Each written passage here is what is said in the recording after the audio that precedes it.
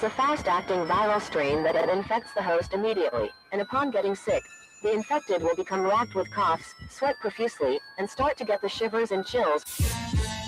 There he is, the legend. The man, the myth, the legend. Yeah. You can't literally run a promotion just for the AEW, what do they call them, sickos? Thank you very much, TikTok and AEW. See you tonight. Tony Khan started telling people there's no such thing as long-term booking anymore. It's week to week. The best guy is Tony Khan. We just secured the bag.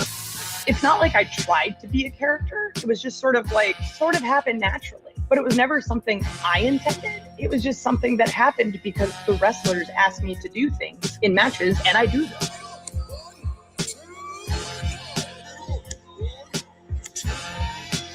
If you run a promotion just for the sickos, you're going to do 400,000 viewers eventually.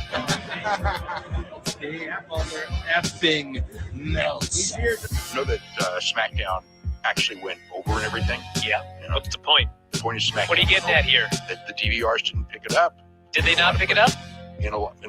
Mine didn't. Let's get into everybody's favorite moment, and it is called Dave Meltzer's Dumb Moment of the Week.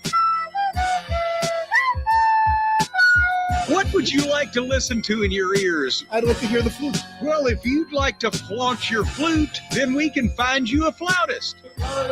We just secured the bag. It doesn't help me. Okay, so complain, but I will complain. Let me have my misery. And when I heard that, I was like, what? Thank you, fuck you, bye, boom.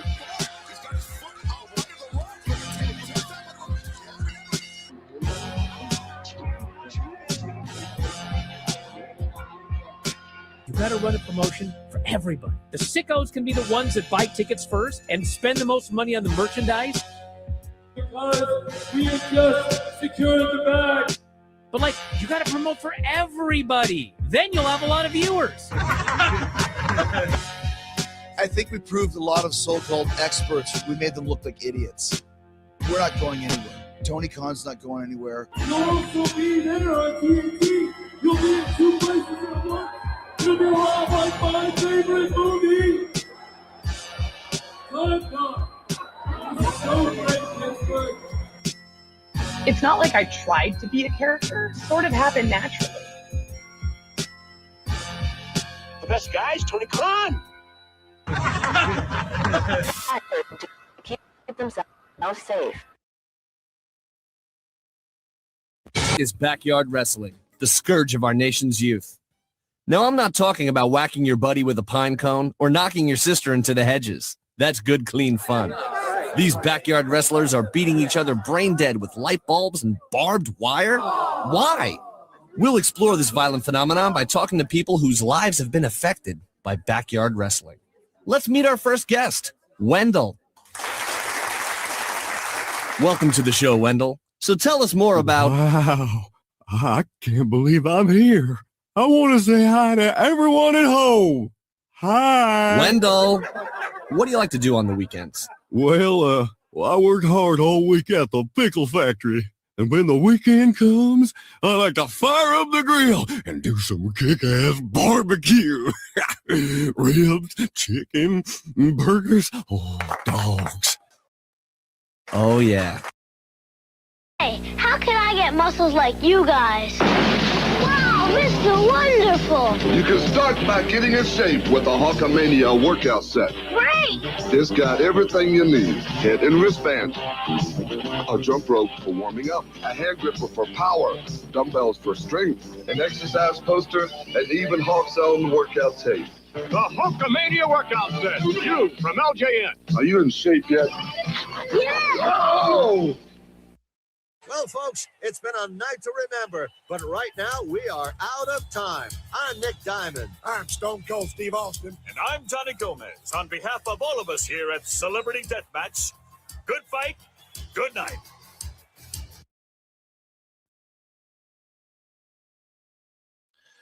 Ooh, what's happening, everybody? Welcome to another eclectic edition of PWT live show, Sicko Saturday. Yeah. I am your host, the infallible Phil Mark. Fucking Mark! And we are here on Saturday. It is UFC is back. Okay. And we have Saturday night's main event coming on in about an hour. And I cannot wait for it. We are going to watch that along. We are going to break down the card and then dive in and lock in for it. But first, I want to do some AEW news, and there is some WWE news as well. But it is Saturday night main event live watch party with your boy Phil Marks. Again, hit like, hit subscribe. You guys can super chat in, become a member, gift a membership. I do bonus shows for members every Monday and patrons as well. Patreon.com/ProWrestleTimes. I want to break down this card, and I also want to do some AEW news and whatnot. And I appreciate you all for being here. I hope you guys enjoyed the intro. So again, yeah, those are my plugs. I think I plugged my plugs. So, ladies and germs, also Logan Paul is accused of stealing a gimmick that we're going to get into. And I think, isn't there a AAA show on this evening? Isn't there a AAA show on this evening? I can't remember. 3 AAA matches today, Mexico and Central America, 8 p.m. on Fox and Fox 1, 10 p.m. on Fox Tubi, South America. Yeah, so I don't know what that's for, but it's crazy. There's just so much like fights, wrestling events going head to head. We're going to get more head to head events this year in 2026. Between AEW and WWE and whatnot. And man, it's exciting if you are a fan of pro wrestling and MMA and whatnot. It is an exciting time. Maybe it's just exciting for the UFC because they're on Paramount, and it's like, it's been, I think, like 6 weeks since we've gotten a fight. So let's get into some stuff, ladies and gentlemen. I want to talk about Saturday night's main event. So this is just a quick breakdown. We'll do AEW news, and then we'll do some WWE news to coast into the show. Sound good, chat? Sound good? How's chat doing? How's everybody doing? How many unique gimmicks are there really after you peel off the surface? I'm a part of that fan base. I was calling for Tomlin's head for 2 years. Now we get this. Okay, football. Logan Paul stole being an asshole. Yeah, well, exactly. Well, I don't know. We're going to watch the video, and we're going to decide together, chat. Did he or did he not rip off a gimmick? We're gonna see. PWT was on my year-end wrap-up on YouTube. Thank you. That's amazing. Riff raff. Yeah. Okay, so ladies and gentlemen, boys and girls, let's get into Saturday night main event talk. So quickly on SmackDown, I don't know, do I review SmackDown quickly? It was a pretty good episode. Dragunov versus Mello was like, what the heck? It was pretty, I don't know, actually. Was it pretty good, or was it just the crowd was lively and then they gave him Dragunov versus Mello because they're in Montreal and they're like, well, we can just do this match again. Not that it was a bad match, but it's like, okay, now we're getting into like repetitive territory with this US title scene. There's just got to be more. I get it. It's just like, here's the wrestling stuff for the wrestling sickos and wackos on the show, right? Like that. I get that's what the US title and the open challenge and that part of the show is for sure. But again, just I want a little more to sink my teeth into it. However, it is the great wrestling that's on the TV shows and not on the PLEs. So you got to appreciate it for that as well, because all of these PLEs are stacked. And yeah, speaking of stacked, last minute they added Styles Nakamura. Oh yeah, the MFTs won the tag titles. And what else went on? There was some great promo stuff from everyone.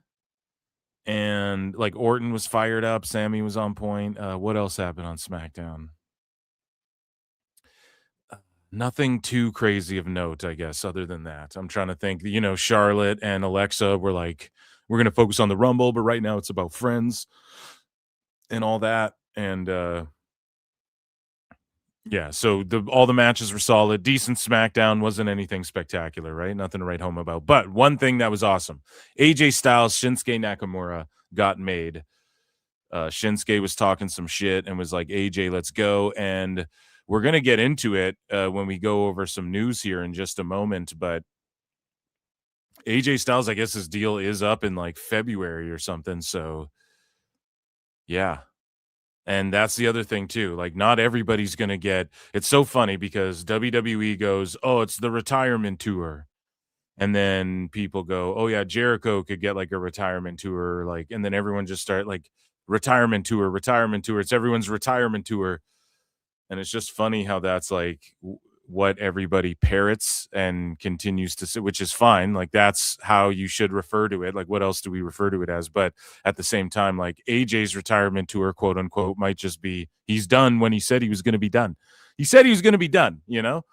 Maybe he quietly signed an extension. I could see him going through till Mania. Like, who couldn't? I could see him going, Mania, I'm done. But AJ just gets locked in this dream match with Nakamura. I mean, let's go. This is gonna fucking rule.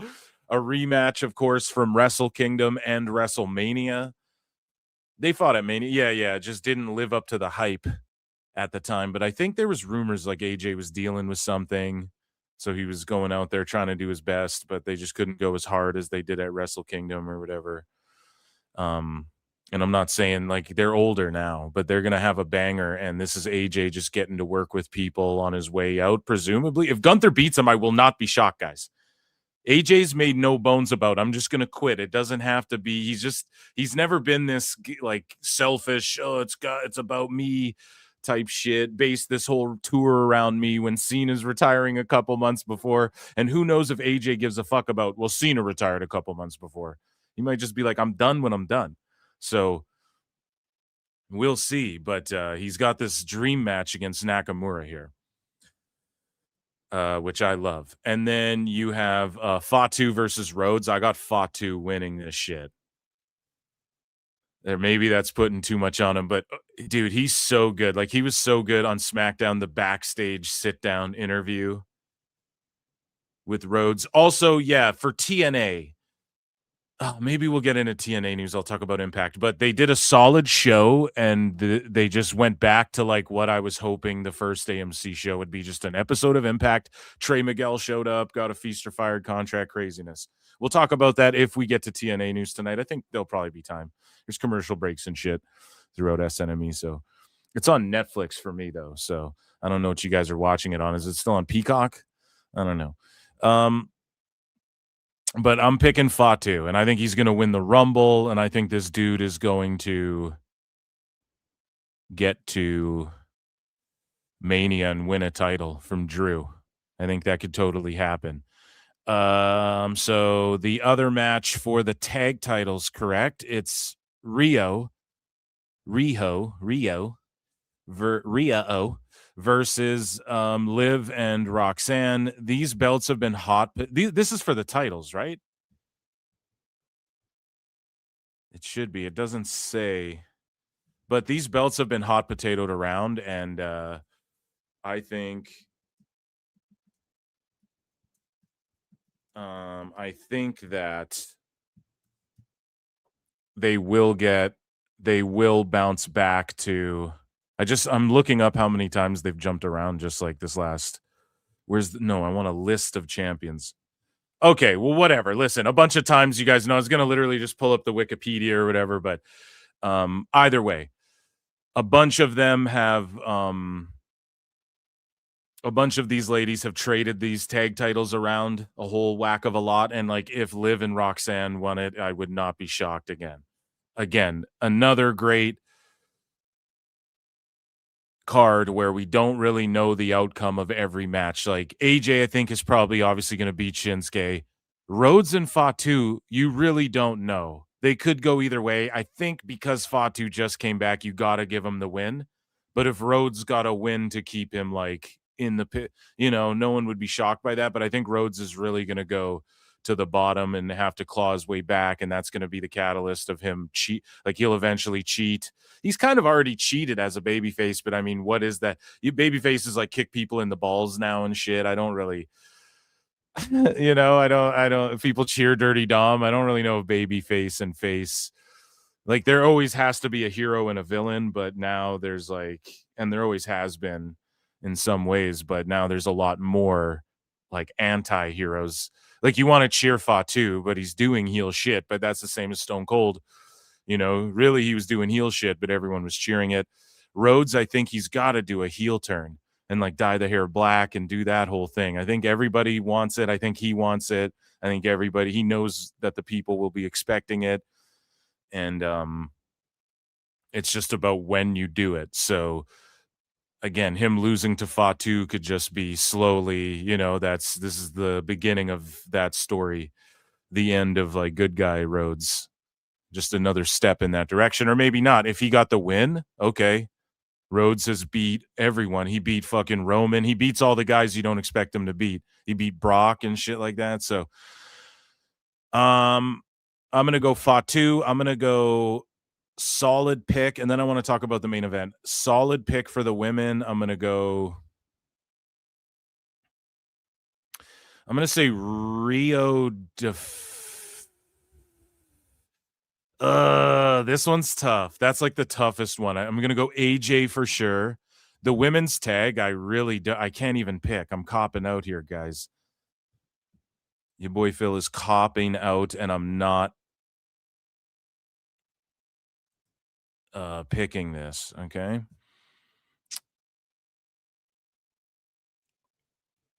I'm going to go with I'm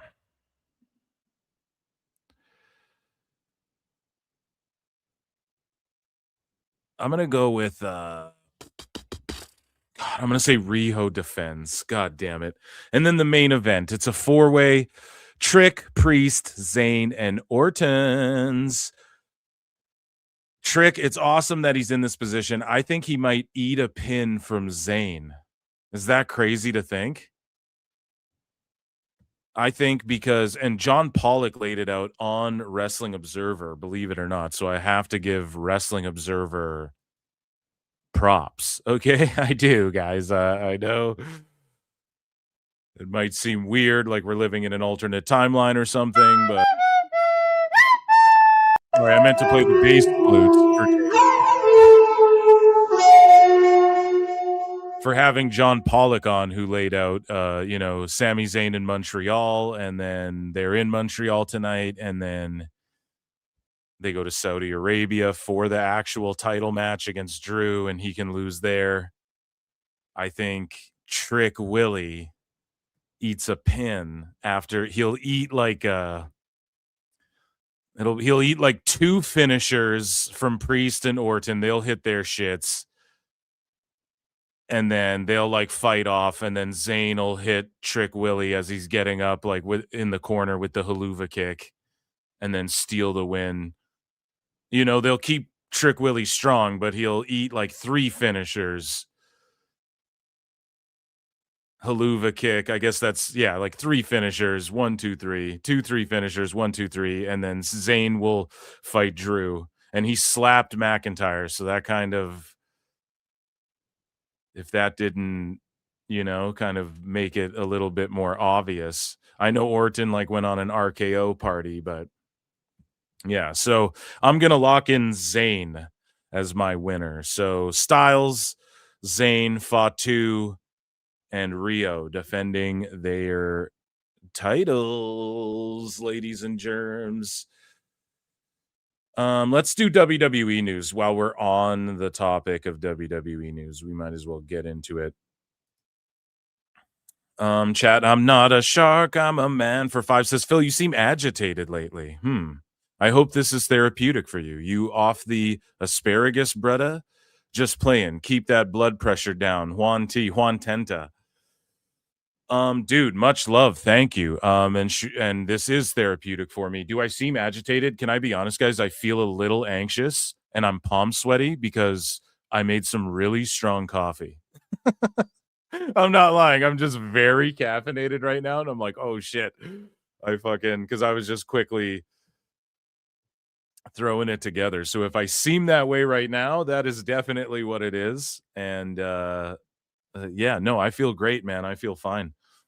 I've just been working a lot, but I did take some time to just game the fuck out, and I downloaded Arkham Knight, and I'm gonna just play Arkham Knight. I beat over the last, like, I don't know how many months, I beat Asylum and Arkham City, and now I'm going to play Arkham Knight up next. And I just like installed it, but I'm gonna find a minute. So yeah, I appreciate that so much. Thank you guys. Acknowledge Juan Tenta. Acknowledge me. Phil has vomit on his sweater already. Mom spaghetti. Hey, what word is offensive to the cripples, Kevin? How rude. I think Priest could eat the pin. Yeah. Priest or Trick Willie will eat a Sami Zayn pin. I'm with you.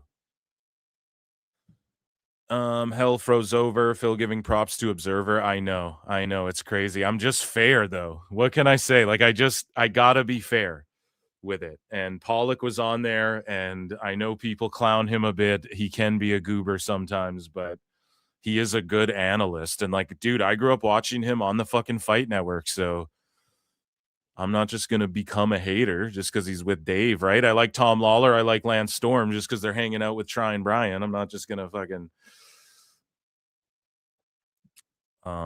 yeah, no, definitely. I'm kind of like, I notice I'm like shaking my leg. I'm like, whoa, that's some strong ass coffee I made for sure. Iced coffee, by the way, even though it's cold.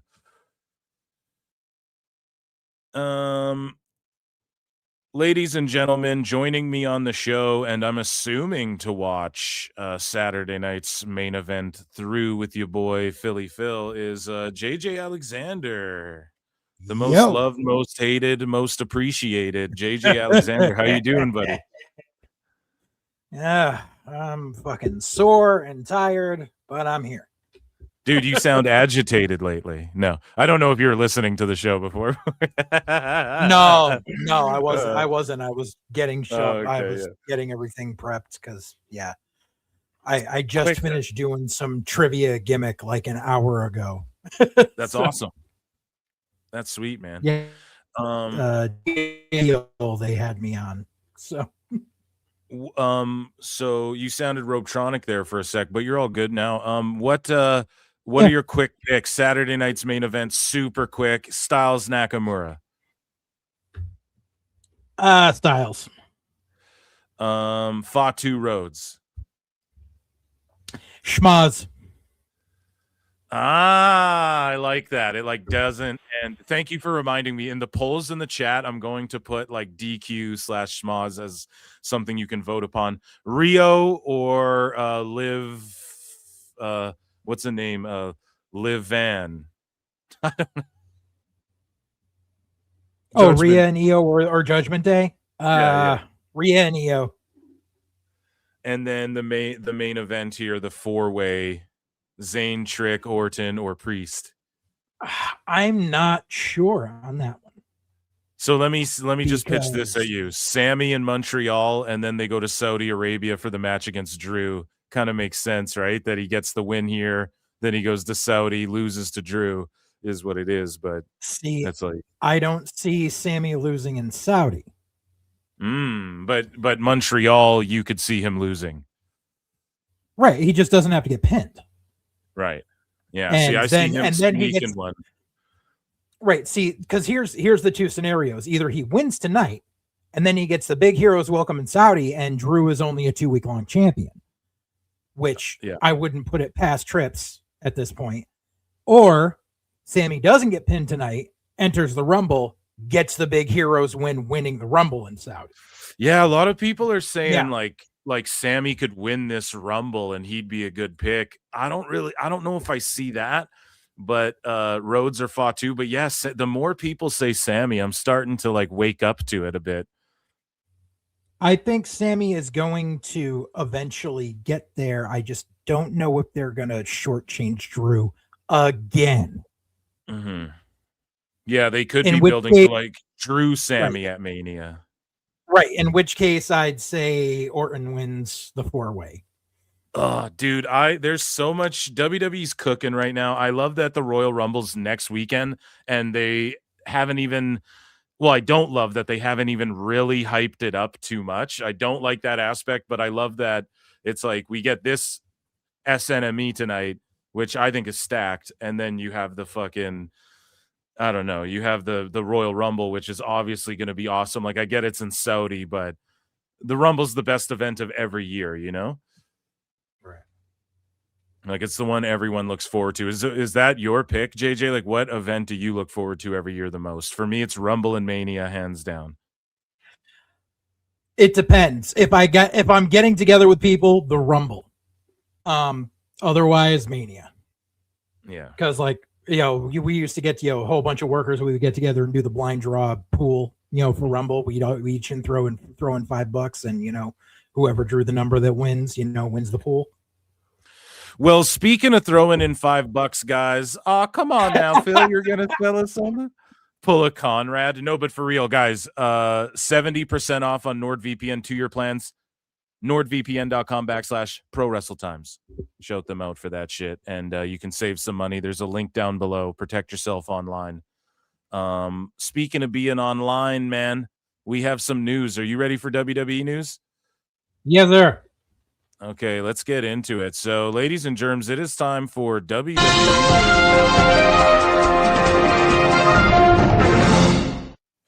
So here from WrestleNomics, Netflix global views for WWE content, January 1 to December 31, 2025. These were the PLEs, and this is just Netflix, or these are Netflix global views. It's not counting like the pay-per-views that people bought old school, the theaters that do like, hey, we're going to screen not this. Counting Peacock. Not counting like bars, not counting and this isn't to like put it over even more, but it kind of is if you want to take it that way. I'm just putting it out there. These are the Netflix global views for these PLEs, and everyone was talking about this, and we were just talking about which PLEs we get most excited for, and I say it's Rumble and Mania, and it seems like the people agree. Royal Rumble got 3.2 million, was the most viewed PLE. Chamber, I mean, we see all the numbers here. Mania night 1 garnered 2.5 million, night 2 2.9 million. So Rumble did better than both nights of Mania. And then you look at Evolution, didn't even crack 1 million, and some people were tripping out about that, but it's like, obviously I broke this down the other day. It's like not as many people are going to ever watch WNBA either, and that's not even hating on the women, but it's just and like wrestling is cool because there are outliers. Like Rhea Ripley's more famous than a bunch of the dudes but when it comes to like physicality in sport, just people are going to lean towards, if you say it's an all women's event, there's people who are just going to be like, yeah, I'll skip it or whatever. So I'm not and they didn't promote it really that great. There's one overlying thing that you're completely skipping over. Yeah. You said this is global. Everyone in the US watches everything on Peacock. They didn't like all the PLEs in 2025 in the US were on Peacock. So those aren't factored into this. Right. So exactly. Evolution probably cracked 1 million easily. Absolutely. Or more if you factor that in. Sorry, go ahead. What you were saying. But no, that's just the point I'm making is this is the internationals who only view it on Netflix. The entire American audience was watching everything on Peacock last year. This upcoming year, it's going to be, they'll release these numbers again at the end of 2026, and it'll be Netflix for global, except for everyone in America who watched on ESPN. Right, and think about how big of a success WrestlePalooza was. I mean, 1.9 million globally on Netflix. So think about y'all were watching it on ESPN. Exactly. Or on nordvpn.com/ProWrestleTimes. And you were using Canadian Netflix, buddy.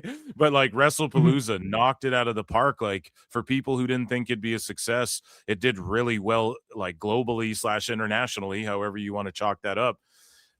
Pretty cool. So I like seeing shit like this and just to kind of know. And I mean, WWE's doing the damn thing, and UFC is going this direction as well. I mean, they're on Paramount Plus the first time ever tonight, and we'll see what the numbers are, and they will likely greatly exceed quote unquote pay-per-view buys. So just further proof that pay-per-view's a dead fucking model, and this is definitely the way to go if the streamers will shill out the money. And also, I mean, like, how could Netflix be mad at any of this?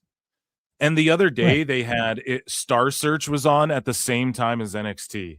So now they have like competing live shit at the same time, and they put Star Search on because that of like they know that the wrestling fans, they know what the numbers are, and they're happy enough to where they're unloading all of this other content. And I heard that WWE Unreal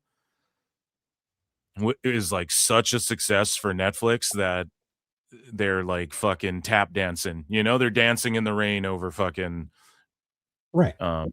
over like how many views that Unreal show is getting. And if you guys notice as well, Unreal season 2 dropped, but they saved all the Cena shit's not coming out till the summer. They're just milking it, but that's still, I think, considered season 2. I don't think that's considered season 3.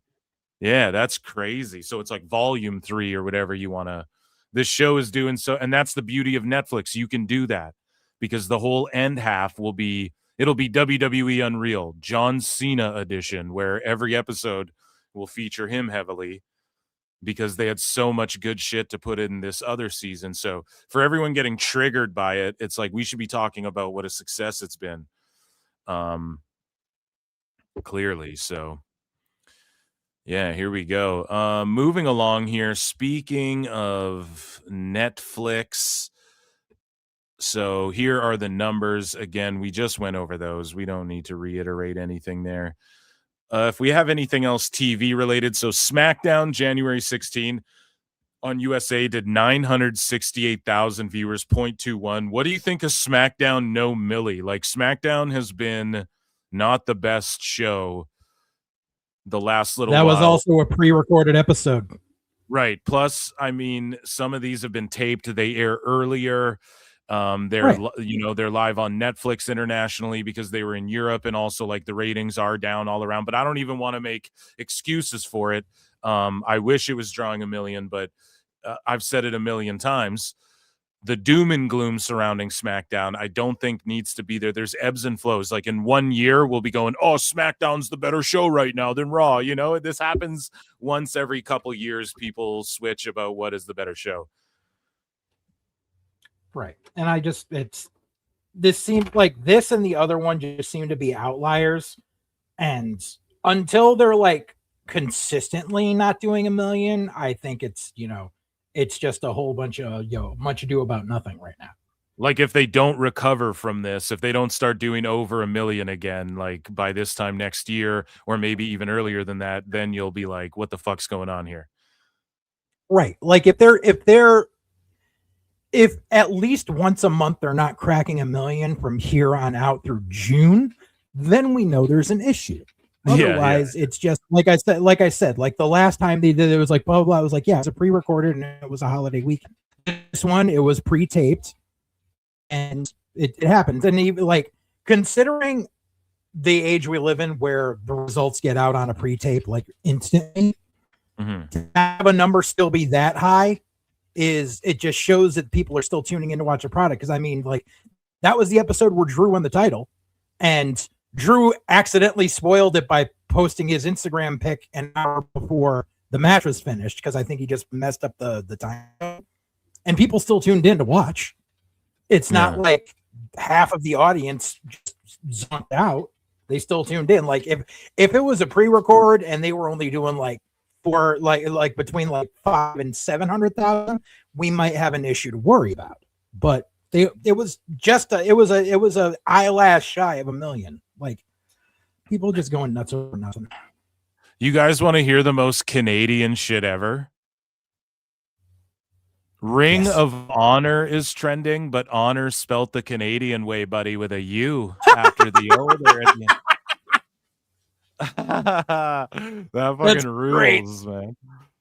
Oh man. So speaking of shows and numbers and whatnot, I guess no more numbers for now. We have SNME attendance, actually. 10,700 tickets sold. The setup, 11,200. This update was probably 5 days ago was the last update, according to WrestleTix. So they're probably sold out the setup, quote unquote.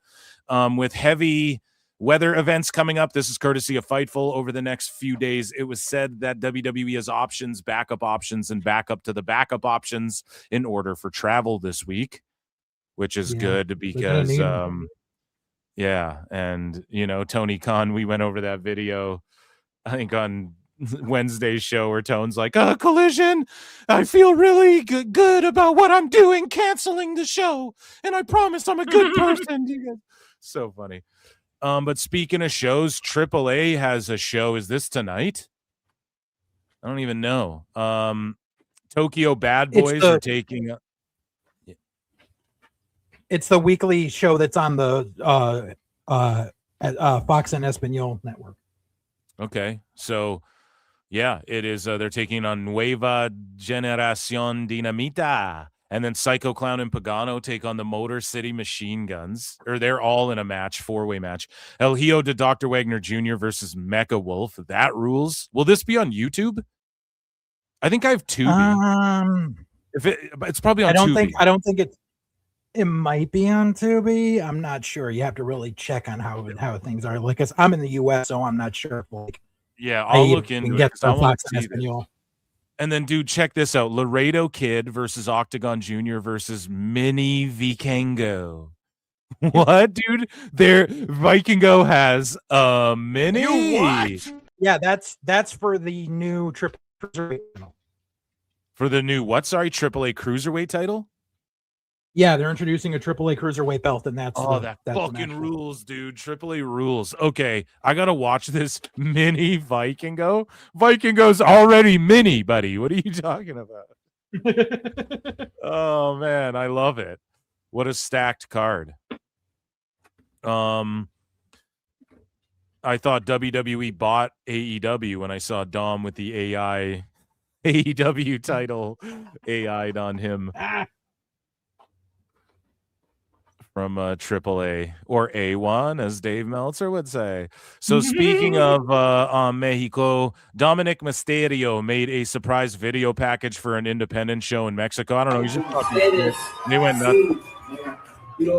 Y su campeón intercontinental de la WWE, el sucio Dirty Dominic Mysterio. Y nada más un mensajito para toda mi gente de Tijuana. Gracias por todo el apoyo. Todos están ahí apoyando a mi tío, en paz descanse. Y la verdad, no existiera. Yeah, so I mean, there you go. He's just cutting and strutting. He's a big star in Mexico. He's a big star all over the world. Speaking of being a star all over the world. We were talking about Unreal, and then we'll get to stars all over the world. Pimping all over the world. Sing it, hoes. The world. The world. So here's Maven's take. So WWE Unreal has been triggering people. I did a segment on it on the show already, but here's one I wish was a part of that. Here's Maven giving his take on Triple H pressing LA Knight, quote unquote, pressing LA Knight after the unplanned Money in the Bank finish. And it's not the unplanned. Here's the problem. And I love LA Knight. You guys know this. But if you watch the show, they lay the fucking finish out. And then LA Knight did fuck it up a little bit.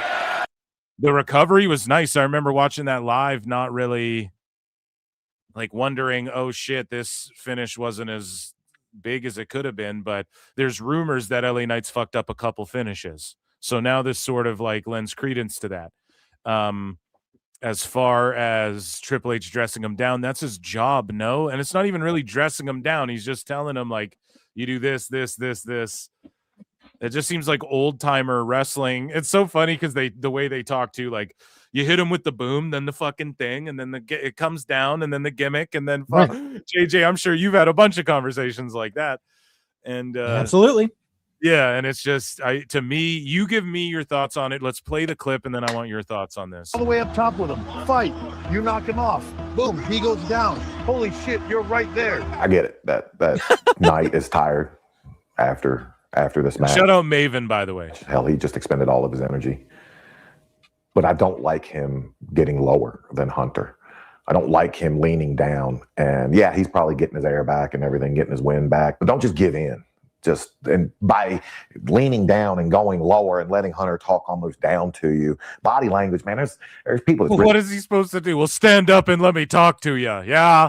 Books. There's people that made a living off talking about body language in life. What do you think about Maven and his YouTube? He's a fucking grifter and I hate him. Oh, come on now, JJ. That's not very fair.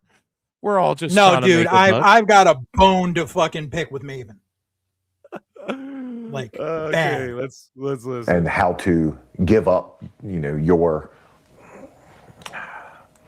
power. What Hunter's telling him right now, it's going in one ear and out the other. He's not retaining a bit of this information. Too much is still going on in his mind. It's not how you make information stick in my book, in my world. And the reason that I dislike this so much,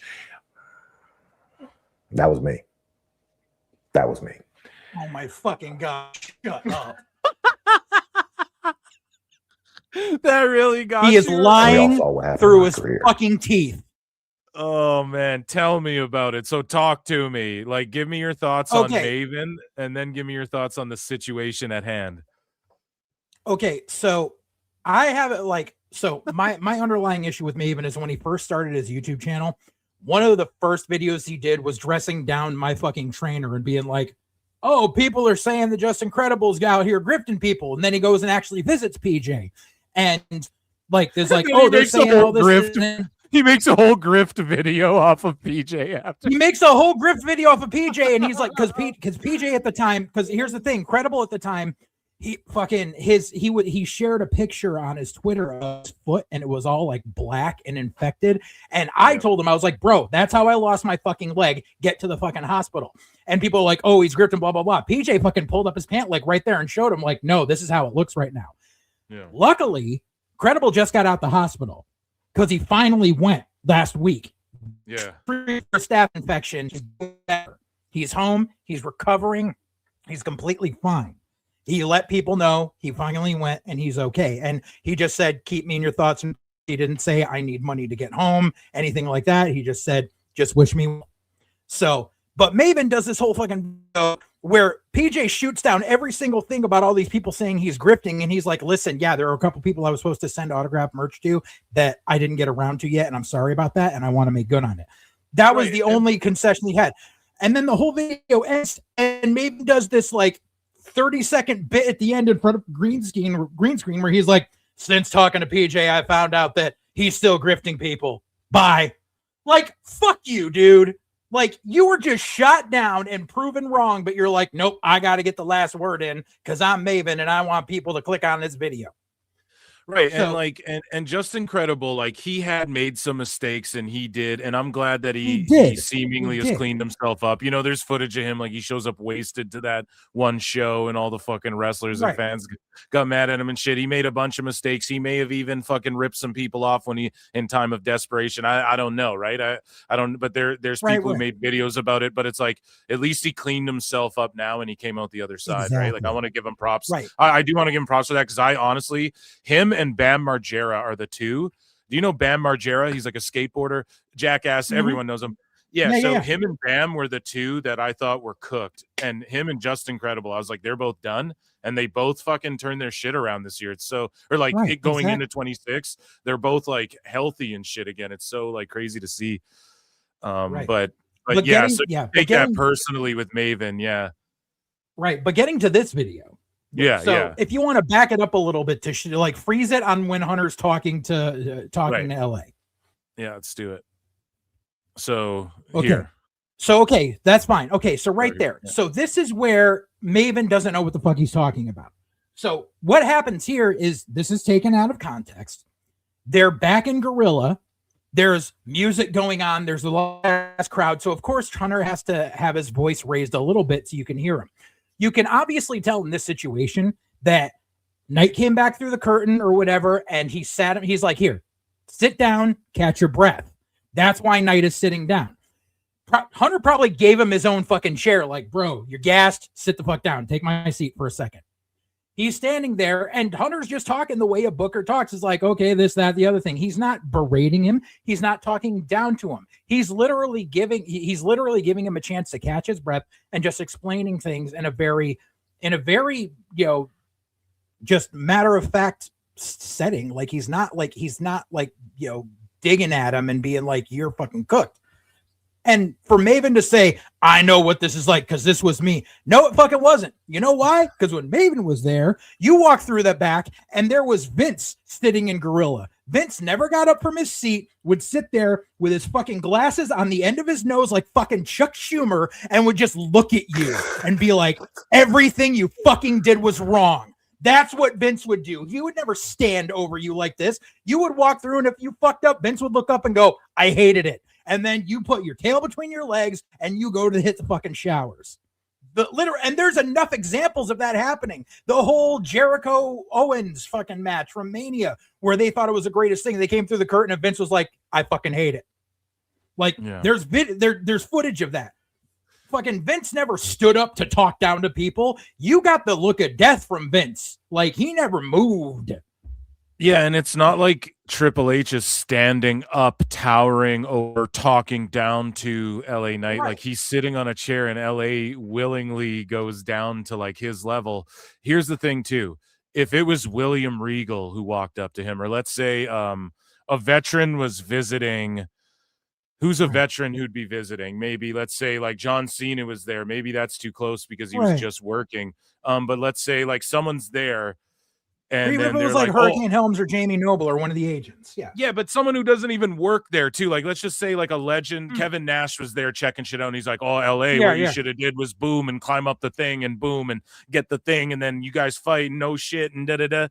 It would be like, I think the IWC would look at that and go, oh man, he's giving advice and what a good guy. He comes back. But because Triple H is the boss, even though he's been there, he's been in these situations, he's wrestled a million matches, he's wrestled everybody there is to wrestle, and he's there like not like Vince shut off in an office waiting hours to get a meeting with him. Everybody's scared. It seems like everybody's willing to go up and talk to Triple H, and he's there to just give you direct feedback, like been there, done that. If Triple H wasn't the boss and he was just there visiting and he was giving one of these guys advice, it would be like, oh, it's all ears and shit. So I get it's hard for LA Knight to hear this. Right. Because he looks flustered, but I think, Maven's going too hard, man. I think him and Otunga and these guys like Vince Russo, they're just going way too hard at Triple H where, like, it's not even really warranted, you know? That's exactly what it is. Yeah, so... I don't know, man. I just love you snapping on fucking Maven. That's the funniest shit. So speaking of backstage and Vince McMahon and people being in charge and all of this stuff, Logan Paul talked about Vince McMahon, and he also gave his backstage reaction to this moment that happened. And this also ties into him possibly stealing gimmicks. So we'll get into all of this. They were chanting. What were they chanting? He's banned from Japan, like in the UK. Yeah, at Logan Paul. And so this was backstage after his match during his vlog, I guess. Banned from Japan. I think it got lost in the translation of the audio. Hey, show him! Show him! Yeah! Bro, I'm not even banned from Japan, like officially, like in an official way. Bro, I'm not, bro. Yeah, like, I'm totally not even banned from Japan. Yeah, no, he just, if he lands there, customs says, get the fuck back on the plane. Yeah, like he kind of is, because in the streamer world, streamers have been like hesitant to hit him up for Japan shit. Like I think Mr. Beast talked about it or whatever. How did a room full of absolute morons concoct such a brilliant But he's just working. Like Logan Paul's always working. He's one of these kids with a camera in his face constantly, so he's just always working. I'm not banned from Japan. What the bro? I'm not. I'm actually not. Banned. Maybe that makes him mad. He's like fake shocked here. He could hear what the crowd was saying for sure. But Logan Paul also talked about Vince McMahon and says he has a weird feeling that Vince McMahon will return to WWE. And he says Vince McMahon will definitely get inducted in the Hall of Fame. I also have a weird feeling he'll come back. I think he'd get an insane pop. Do you think he would get an insane pop? No, that's a weird if, but Vince has ridden off into the sunset. I don't even think if they offered to put Vince in the Hall of Fame, he would accept. Yeah, I don't know. Maybe he would accept the Hall of Fame, but I agree with you. I don't like, there's a good chance he wouldn't because he didn't like people talking about him in the first place, let alone now after this stuff. But he would get an insane pop, though. People would pop for him for sure. But maybe they'd boo him. Maybe the pop would be, oh, boo, like it was for Hulk Hogan the last time we saw him. Right. Because people were like, oh, shit, it's Hulk. Oh, boo. It just like flipped, right? And it was like, oh, no, Jimmy Hart's out there. You guys are booing Jimmy Hart right now. So if he'll get inducted in the Hall of Fame, Logan Paul saying he definitely will. I could see that. I just don't know if it'll happen while he's alive. And Logan Paul says he has a weird feeling that Vince will return to WWE. I just wouldn't want that. I would not want that. I think that would be like, because it's funny. Everybody's scrambling, trying to blame Triple H and Shawn Michaels for things that like there doesn't even warrant blame or criticism really in a lot of ways. And then it overshadows the things they should be criticized for. You know, like complaining about how Iyo Sky runs up and hugs him or whatever. I mean, what was he supposed to Fedor fucking overhand knockout punch her before she landed with his body? Well, for real, like she came sprinting at him and spider monkeyed him. Like, what is he supposed to do? Get off me! I have a wife, stupid bitch. Like, what is he supposed to do, man? People I have female friends that run up and hug me. I know. Yes, it's like, you guys, you chill. And people are like, oh, if my wife did that, it's like, well, is she married? That's not your wife. You know, that's between you and your wife, bro. You know, let like, evil deal with that. Yeah, like that. It's like, exactly. It's fucking, it's just crazy how they just don't understand. Like, they look at him like a father figure in a way. He's given so many people opportunities. And yes, while Vince was in charge, Iyo Sky was in NXT and Triple H was fucking pushing for her and whatnot. So, as far as Vince coming back, though, I think that's like a bigger black eye than just riding out everybody going triple nose and he sucks and all this shit and just keep delivering. I think if he does go into the Hall of Fame, it'll be next year when it's in Saudi. Yeah. See, that's a really good prediction because that makes a lot of sense. And then if you do it there, they'll cheer him there too and whatnot, you know, like it would. Yeah. See, that's really smart. Moving along here as I get SNME pulled up.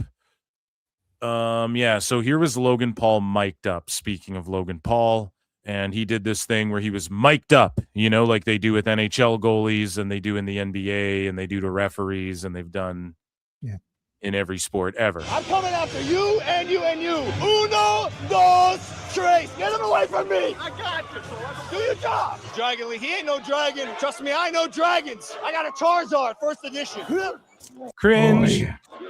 But like, that's what he's supposed to be. He's in character. Just saying, love you, Logan. I love you too. I'm gonna hurt you, pendejo. All right? Yeah. Ooh, what you gonna do, Ray? You're gonna get smoked. Come on, right here. Screw you. You live in Ireland. I'm sorry. Give me that. Now that's hydration. Oh, that got me tired. Yeah.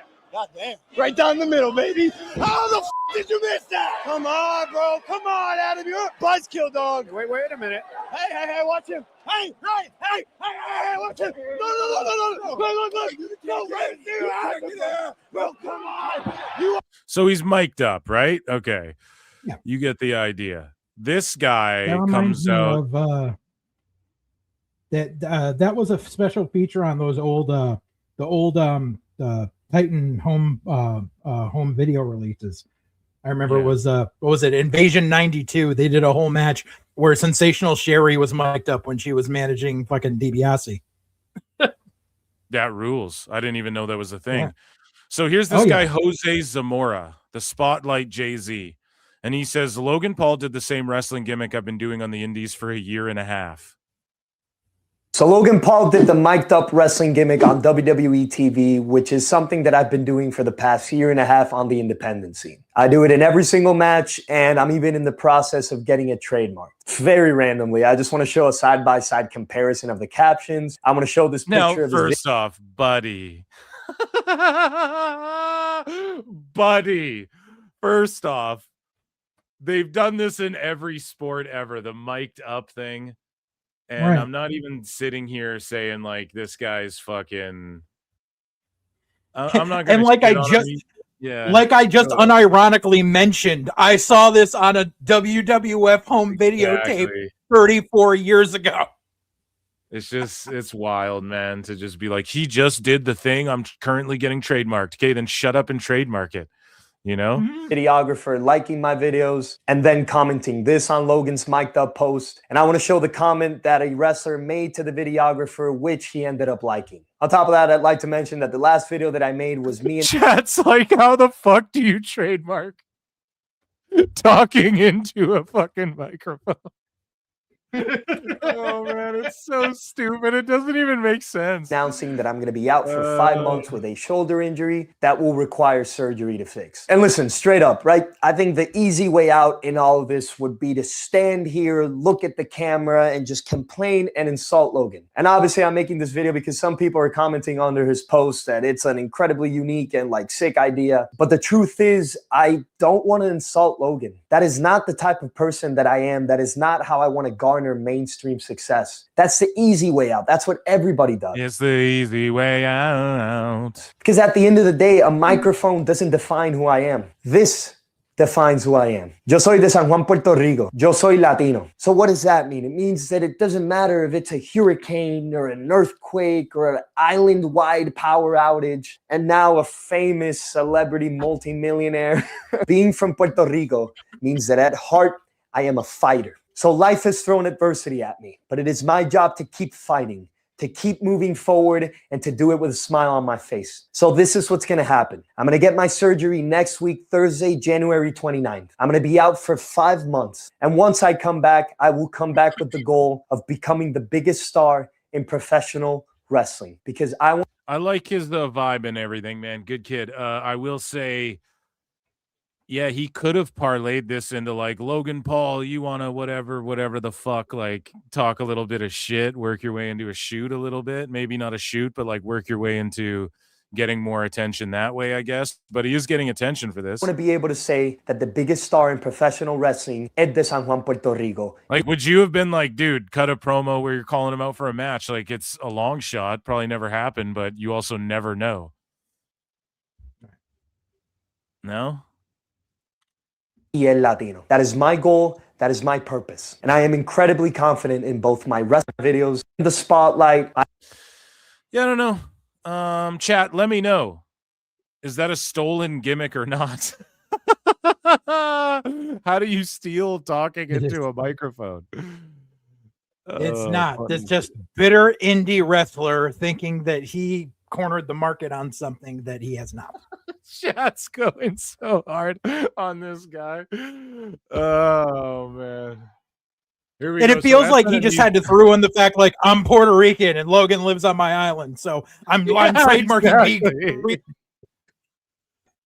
Oh, you're right, dude. So Joe Tessitore was supposed to be on this shit. He's stuck in an airport. Stephanie McMahon's riding solo. Doing amazing, by the way. They're in Montreal. It's snowy and icy as fuck on Canada. Yeah. Luckily, we haven't even seen our first flakes here yet in Connecticut. Yeah, and we are going to do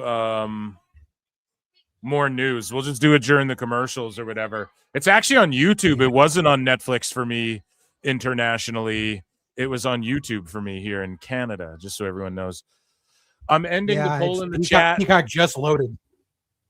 Which WWE scraps, quote, that's a Dave Meltzer quote, should Tony Khan sign to AEW next? Gallus, Priscilla Kelly, Bishop Dyer, or Killer Cross? I voted Bishop Dyer. What do you guys think? I think Dyer's doing just fine in LW right now. So I am going to put a new poll in the chat for whatever match is first. And yeah, during the commercials or whenever there's like WWE shop ads, we'll finish up WWE news. We have some AEW news to get to as well. Over 200 watching. Hit like, hit subscribe. Check out JJ Alexander's channel as well for Full Circle Radio Network, Full Circle Radio on YouTube, and give him a follow. And shout everybody out. You guys can super chat in or become a member for only 99 cents. I do bonus shows every Monday for members and patrons as well. I just released a half-hour breakdown video on the whole Marty Skrull debacle. Nice. I haven't even talked about that shit, I don't think yet. We might get to it tonight. I might save it, but yeah, good stuff. I'll be sure to check that out. Buddy, we got to link up and react to some of these fucking movie trailers and stuff too that have been dropping, teasers and stuff for things. We should do that like this week, maybe tomorrow or something. And then AAA's on tonight too in some time. 116 minutes. Cuervo, it's Cuervo, Brian. It's Cuervo. All of those rappers look alike. Look, there's Cuervo and there's Cuervo too. Brian. Yeah, dude, we got to link up and talk about He-Man and fucking Lobo and fucking there's been all the MCU teasers and then Wonder Man's about to drop. Hell yeah. Yeah, dude. We'll fucking do it.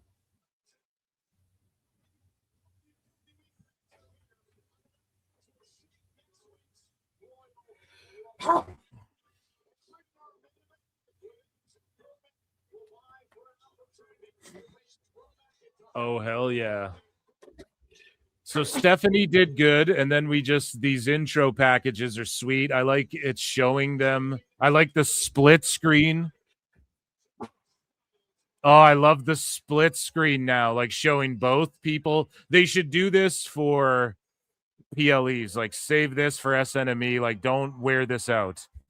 But this is really cool how it's like split screen showing who's going to fight who. And like showing what they were doing in the building earlier.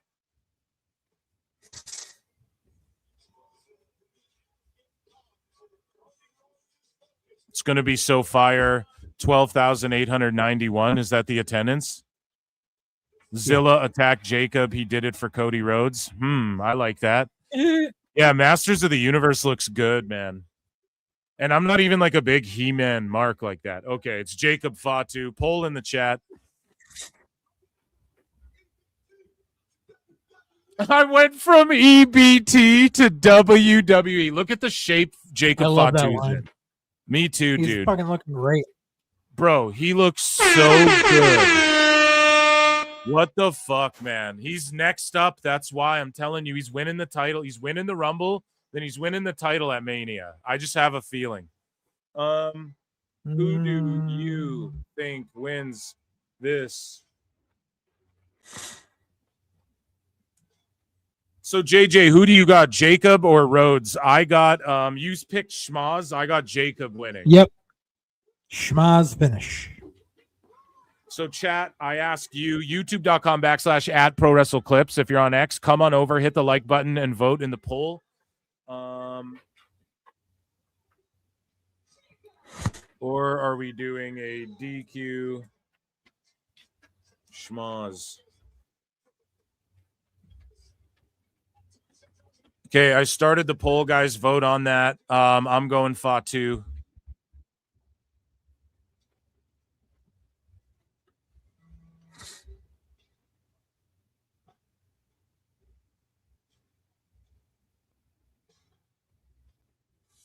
What did WWE do to get Jacob across the border?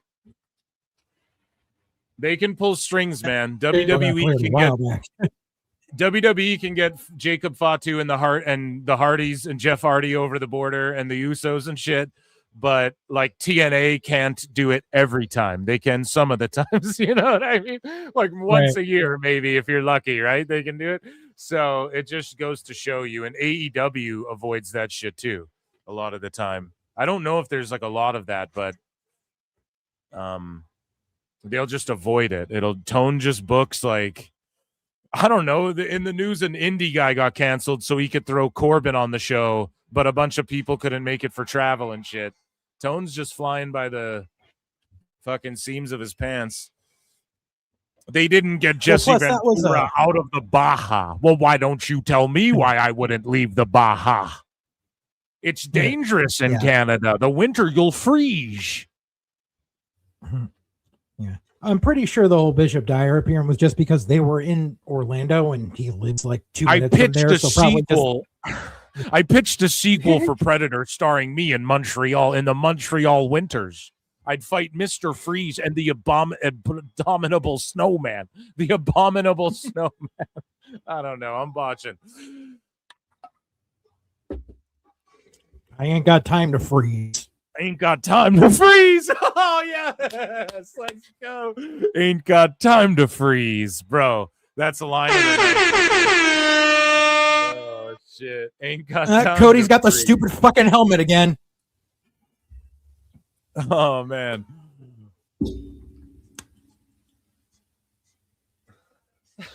Ain't got time to freeze. That rules.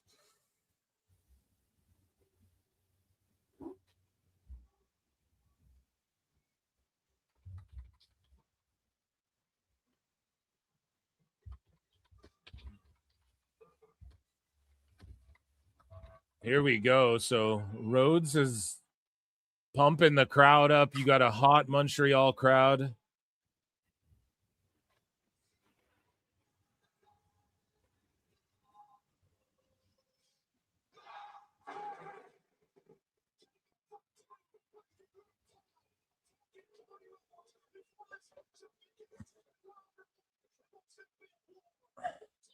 Here we go. They're going at it.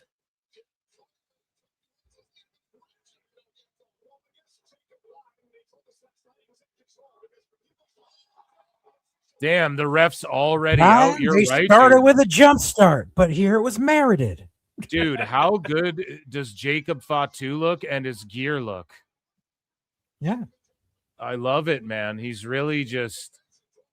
I'm so glad WWE signed him. I was worried he was like the one guy they were going to fucking miss, that he was going to end up in like AEW or whatever.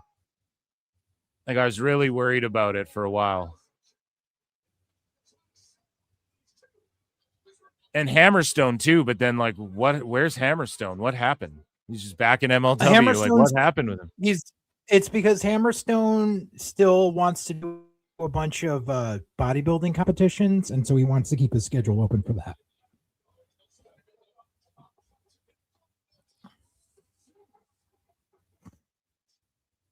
Oh, hey, look, the match isn't even happening. Guess who was right? Yep, a schmoz, dude. Look, he's just diving on security and shit, or beating the fuck out of security, taking them all down. Match is canceled. It was a schmoz. We're ending the fucking poll in the chat early.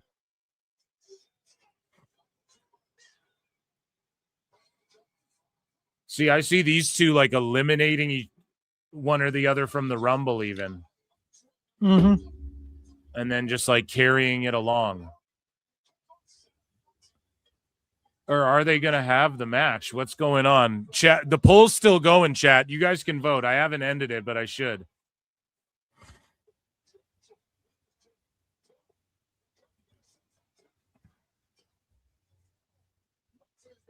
Like, did they throw the match out officially yet, JJ? I don't think they have they? Yeah, when all the security came, one of the other refs came out and was like, no, it's thrown out. Oh, I just didn't hear the bell ring. I'm sorry. I have this cranked up really loud too, so I'm redacted. Wow. Okay, I'm gonna end the poll. I mean, we know what happened. Chat, you get your votes in late. Guys, over 100 watching on YouTube. Run the likes up, even if you're hate watching. For Christ's sakes, even or if you're just watching and you don't have a YouTube channel, whatever. I'm not gonna be like make one, but hit the like button. Some people are just not signed into YouTube, you know. Yeah. A lot of people actually. Just in general on YouTube, right? It's so big now that I'm seeing some people saying this was cheap for a Saturday Night's Main Event. This ain't the first time they've ever done this here. Once again, 1992 opening match, tag titles, Ultimate Maniacs versus Money Inc. Match never got underway because Flair and Hall came out and attacked Savage and Warrior. Well, and everything can't be just like a match with a finish, a match with a finish, a match with a finish. Like there's still the Rumble where they're gonna tear it down and you're gonna see people get pinned 1, 2, 3 and shit. Like that's next Saturday. So again, you have to have a bit of this. I mean, this is awesome. Like they're brawling all over the place. Yep. And they'll eliminate each other in the Rumble. So the match never officially started. Okay. I didn't know if they rang the bell before the entrances. I don't know. So it never started, couldn't get started. It won't start. I love that. Beautiful. A schmoz just thrown out. I'm okay with this because you don't see this all the fucking time. Right. To where it's two big heavyweights, and then like who eats the pin right now? Well, you don't pin either of them right now. You have it carry out to the Rumble, and then they beef with each other at Chamber, and we might get Rhodes Fatu at Mania. We might get a 3-way for the title, like fucking Dave Meltzer's saying was gonna happen or is gonna happen or whatever the fuck. I don't see that just because I think whoever wins the Rumble, it's just 1-on-1, and I think Fatu's going to win this Rumble this year. Nah. No? You're thinking him Sam? and Cody are going to eliminate each other. It depends on who wins tonight, but Fatu and Cody are going to eliminate each other in the Rumble. Roman and Bork are going to eliminate each other. But how do they eliminate? But listen, though, so let's say Rhodes gets rid of Fatu, then Fatu runs back in angry and throws Rhodes over. Like, how do they eliminate each other? You know, it's going to be it's going to be pummeling each other over to the ropes and then both falling over at the same time because they're not because of their momentum. That, right? Yeah. And then who do you see Drew fighting at Mania? Then it all depends on who wins tonight. Some people are saying Randy Drew. It depends on who wins tonight. Everything bases on who wins the main tonight because there's a bunch of different possibilities. And the Rumble as well, man. Right. The security need to be getting punched out more, though. They're just all standing around waving their arms at this point. Now it's like, okay, the security need to be like, they need to both just be throwing live rounds and security are getting hit by accident like they did there with the trash can. Yeah, now that's what I'm talking about, Rhodes. Here we go. Now he's just throwing that's what needs to happen. Like, you know, people are just eating strays and shit.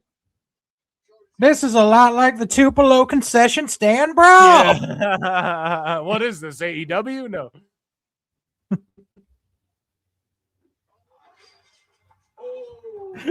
Nick, all this is like, motherfucker, you made me always walk up all these stairs.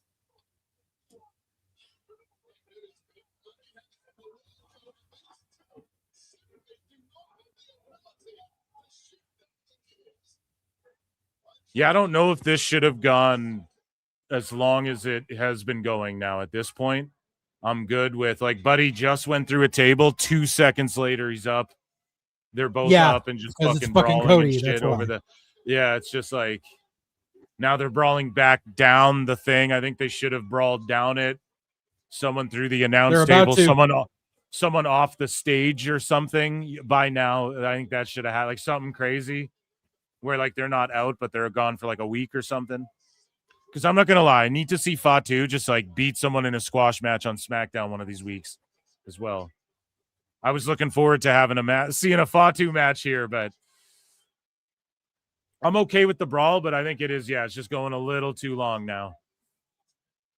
Now they're working through the crowd. Okay, let's see how they fucking put a bow on. Something big has to be coming, no? Like, yeah, it's got to be because they're coming all the way back down. They would have been pulled away by now, so. Right. Otherwise, they would have fought off and like behind a curtain and been like, well, whatever, we're going back to announce table now. No, they're keeping it. They're sticking with them. They know the crowd's hot for it.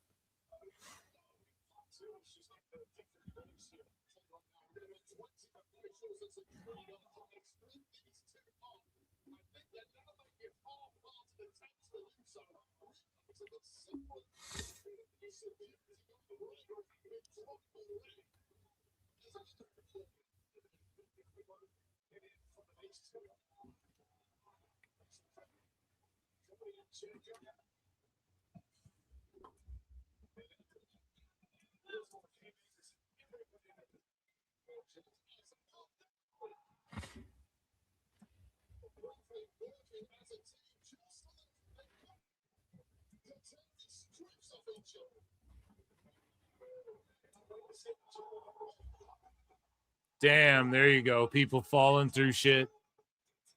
Oh, and then Drew. Oh, you must be about 10 seconds ahead of me because I ain't seeing Drew yet. Oh, there's Drew. Okay.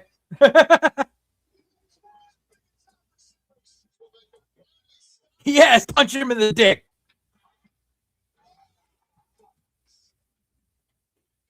Damn.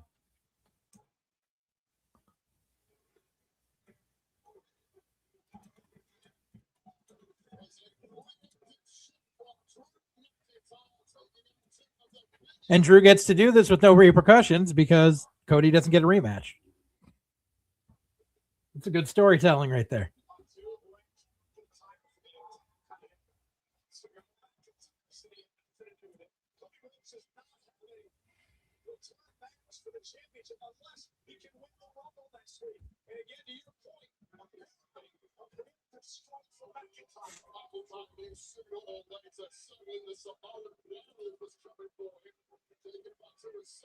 So Fatu and Rhodes both took some nasty bumps through some tables and shit. McIntyre is somehow. So let me ask you this. Who challenges Punk? If whoever doesn't win the Rumble isn't going for the WWE title, then whoever wins it's gonna go after Punk, essentially, right? Like if Fatu wins the Rumble, he's going after Drew. If Rhodes wins it, he's going after Drew, or just whoever has the WWE title. So who goes after Punk if it's someone on the Raw side? Or like just who would go after the World Heavyweight title? Do you get what I'm saying? Like, because the brand split doesn't really matter. Yeah. Who, if you had to estimate, who would it be? I don't know. Yeah, I can't think of anyone really. Breaker, maybe. Obviously, it's going to be no, not ready. Not ready. Yeah. Honestly, if they want to do something like keep a little bit of heat on Balor, and have Balor win the Elimination Chamber to see who faces Punk at Mania, like that might be a possibility. You know, for Balor to get this redemption story. You know, after not having held a world championship for 10 years. Dude, he was fucking crushing. Right. He was crushing in that match against Punk there. Sorry, I'm just bookmarking a couple things on the fly here. Okay, so you guys want some WWE news, ladies and germs? Let's get back into some WWE.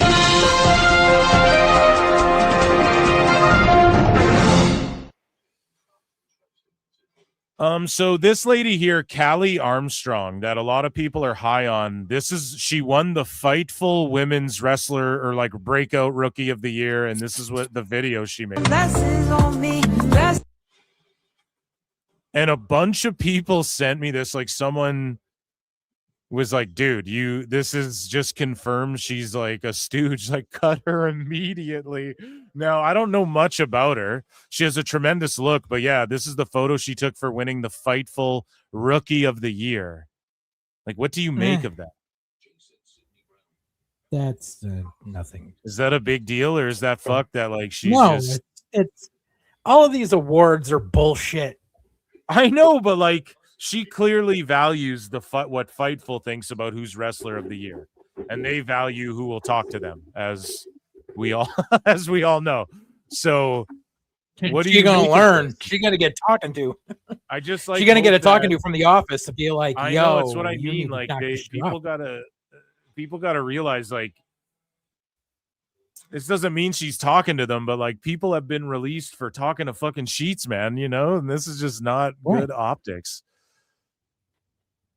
in my opinion. But whatever, she clearly values them. But this is why I don't want to hear bullshit about like, oh, the dirt sheets. What? We don't fucking like, you guys influence since internet culture. The most prominent dirt sheets on the internet have influence, just like Dave. He was a dirt sheet writer and there was no internet, and so people read his paper and he influenced a bunch of people. It is fucking true, you know.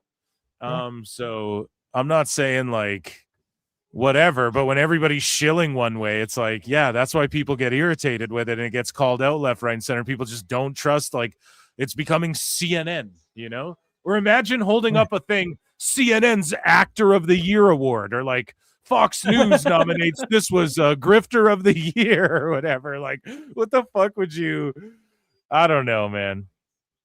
It just seems silly to me. So, talking about wrestlers though that are on the come up and whatnot, Powerhouse Hobbs and Fightful, he has, according to Fightful, courtesy of them, he has officially signed with WWE, and Royce Keys will reportedly be the ring name for Powerhouse Hobbs and WWE. Now, we talked about it on the show. We'll see about that. They trademarked Royce Keys. Royce Keys, I think, is his kid's name. His son's first name is Royce, and so automatically they're like, this is going to be his name. Like, we don't know that. Well, I think it could be. I mean, what are the odds they just trademark a name out of nowhere and he has the connection with Royce, and then they're going to reintroduce this guy? Listen, all I'm saying is this. When I heard the news and when we speculated on it before, I said, it's not going to trigger me if this is his name, but I will. Am I a big fan of the name? As much as I am of Powerhouse Hobbs, no. Like, I don't. If you want to compare it to Will Hobbs, just his name, I like just his name better. But it's like the Blake Monroe thing. I don't give a fuck. If he's a star, he's a fucking star, and it's that simple. So, I think he's gonna be a star, and they're gonna push him correctly. And I don't know, where do you think he ends up? NXT first? Absolutely, he needs to get reps in NXT. Hell yeah. You need to break him of his bad habits.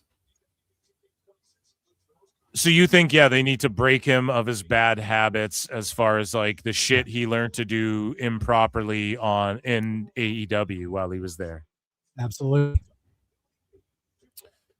So moving along here, WWE just announced on the show that they are dropping the Attitude Era edition of WWE 2K26. They announced this on like Raw or SmackDown or whatever. And then now they just announced on Saturday Night Main Event that there's WWE 2K26, the Monday Night War edition.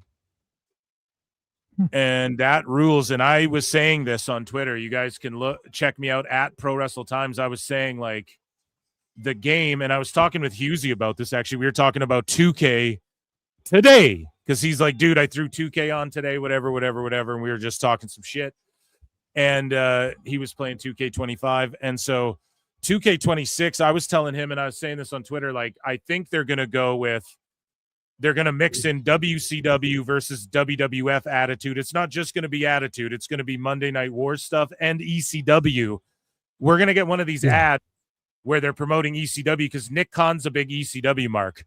And I think this is awesome. They just showed an edition of that game where it showed like the top guys, like what the invasion should have been, you know? So I'm here for it. They sold me. I'm going to buy 2K26 100%. Are you a big gamer, JJ, and are you pumped for 2K26? Dude, I'll be completely honest with you. The newest system I own is an Xbox 360. Actually, no, I own a PS3 that was given to me by someone and I've never hooked it up. I don't really game that much. I don't know. I guess I'm fucking old. So moving along here, WWE 2K26. So they're adding the Inferno match, I Quit match, 3 stages of hell, stack tables, the islands returning, which sucks. Shopping carts will be a weapon. CM Punk showcase dumpster match. So they're going very hardcore, Attitude Era and whatnot. And I'm down with it. And I'm going to buy that game for sure. So here, I'm going to adjust the poll in the chat. We'll do some more news in a minute.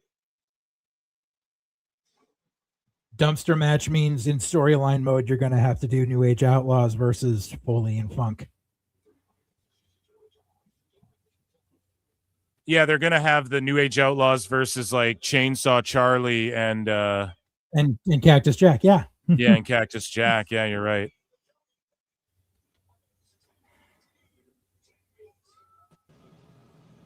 Joining us on the show, ladies and germs, Evil Dose.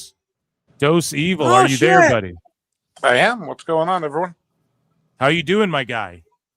I'm good. That opening thing was fantastic. Hell yeah. That was a ton of fun. So what did you think? Long time no see. I know. What's going on, Reverend? Not much. I'm not a reverend. I keep telling you this. I know. It's just easy to say Reverend as opposed to minister. I'm not a minister either. Well, you're something. You're a priest. Or no, priestess. I literally handle the business. I'm the president of my board of directors, dude. I'm there to keep the bills paid. All right, the president. That's not fun. I like minister. I like sinister minister better. Yeah. Oh man. I'm promoting you. I'm promoting you to clergy. No. I hate people. No. So the most clergy. Well, I don't know about most. Anyway, so that was a great. Dose, who do you got? Did you like the opener of the show? Yeah. Loved it. I thought it was spectacular. It was tons of fun. Not what I was expecting. It was great. Who do you got winning this match here as I poll everyone in chat? Well, I'm going to have to change it because I predicted that this would be the match with the schmaz and all of the interference. I mean, you know, I hate this because I'm a bit of a stan, even though it's the age difference isn't appropriate. But Kiana James is there to eat pins, isn't she? I mean, so. Yep. So I'm putting a poll in the chat. And Iyo and Rhea or Liv and Roxy, who's winning the women's tag team championship match? And I will put DQ or schmaz because who knows? Maybe WWE will fucking go out there and do it. Oh, I have the wrong match that you're calling. See, I don't watch WWE main roster anymore, so I didn't even know what the card is. The Judgment Day people will lose. You know, because I'm sure at some point these two girls cannot coexist. Why do you not watch main roster WWE anymore, Dose? I refuse to subscribe to ESPN Plus, so I don't really see much point in watching the weekly programming. Well, that's why you should get yourself nordvpn.com/Pro Wrestle Times. Let me unpack. There's a lot to unpack here about nordvpn.com/Pro Wrestle Times. I think that's a great sponsorship, and I just have a thing that if they're not going to make it easy for me to watch, then I'm not going to support their business in that regard. I mean, I watch NXT, I watch Evolve, I watch LFG, I watch MLW, I watch NWA. I've started watching TNA, but I'm not sure how much longer that's going to last. I've been watching the WWE AAA stuff to the extent possible. I think I'm doing okay as far as by wrestling.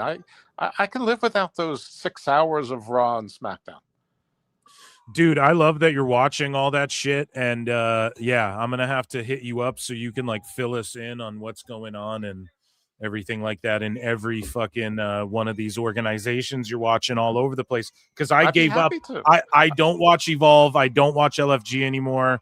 So we're like opposites. So you could fill in that gap. I'm awesome. Like your Renee Zellweger. I can complete you. Yeah.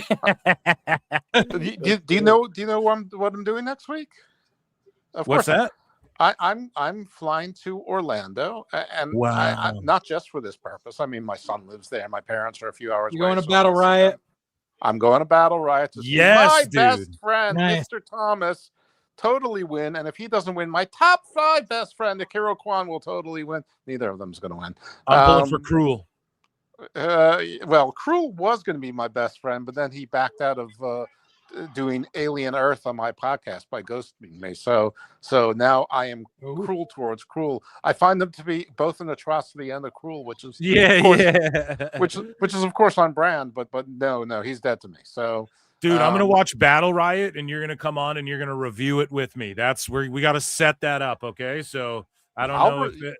Absolutely. Yeah. Yeah. Because it's on the 29th, right? And I was talking about I love I don't tune into everything MLW, but I'm watching the Battle Riot. Like I'm not missing it, especially after last year's. And the title's on the line in this one again. So the funny thing is that Thomas is going to come hang out Wednesday, but he might overlap with my parents, so he might have to meet my 85-year-old parents. I thought you were going to saying that you were going to say that you were going to go to NXT, and I was like, oh shit, JJ's going to hate on you, dude. He hates those NXT weekly crowd. He thinks they're all marks. It's not out of the question. Tuesday is the only day I don't have plans, so. I might very well see if I can go to NXT. I mean, did you hear the way he said, "Oh, you're going to Battle Riot"? Did you what? Are you hating on MLW, JJ? Oh, I'm just pissed that they moved everything down south because, especially Battle Riot, because I was at Battle Riot when it was in Philly, and I'm just pissed that everything got moved south. I'm like, what the they abandoned a whole bunch of people that were helping out up around this area. Well, they moved to South Carolina, but they're still definitely. Right. I know they said they're going to go back to Philly when the 2300 arena is redone, and they like that place in New York. I went there. It's getting redone again. Well, yes. Well, I think that it was being redone last time they were in the Northeast, but I don't know. Listen, if they go to Philly and you're in Philly, then I'll see you too. Hell yeah. That's a whole weekend I need to plan out. I liked it when MLW used to do their tapings in New York, and then they just stopped. Yeah, well, I mean, sometimes Steve and Bad Guy Jack from Hammerlock Hangover, they come down and meet. I see Marie Shadows and her man Ravage. So it's fun, and I get a VIP pass. Remember last time I was there, I broke the news that Okada was there. I wasn't allowed to say that MJF was there. But Okada was just backstage. So and then also that's funny. Then all of a sudden these wrestling journalists started, following me and DMing me. It's like, how do you know? Who are you? Are you important? I'm like, I'm nobody. And then they block me. Then they block. Yeah, I know. They always just ask a bunch of shit, and then when you don't give them anything, they just I'm true at you. They're like Titus Sinclair in the movie Ready to Rumble. After they beat the shit out of Jimmy King, you're done. I'm true with you, right? That's they'll hit you up, ask you shit, and then when you're just like I'm not, or you beat around the bush or try and be funny, then they just don't talk to you ever again. I don't even beat around the bush. I just tell them listen, I'm just friends with a couple of people there. I know, but or you're just like I don't want to or whatever, oh good, whatever. You just kind of answer fucking I don't want to. Maybe not. You try and be funny to not be a dick, but I'm not telling you anything, bro. And then then they just don't answer or block if you're dose. Everyone hates the evil one. No? That's true. That's been proven time and time again. I love you, Dose. You know that. Thanks, man. I appreciate being loved. I love you too. You're doing your thing. You're growing. You've spawned offshoot shows. I mean, you've got stuff going on. That's what You got the sinister minister there who doesn't want to be called a minister.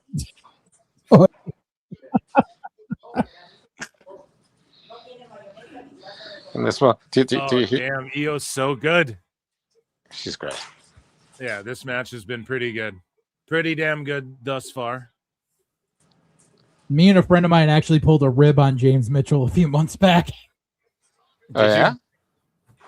Yeah, because my friend of mine was she was the day there was a big it was like a convention / con type thing up in Mass, and she was Isla Dawn's handler for the day, and they were just there, and Mitchell was there, and I couldn't make it up, so she went and got an autograph for me and stuff because I couldn't be there, and I was just like, yeah, tell him that my mom was a rat from Florida from back in, and then sent him a picture of me.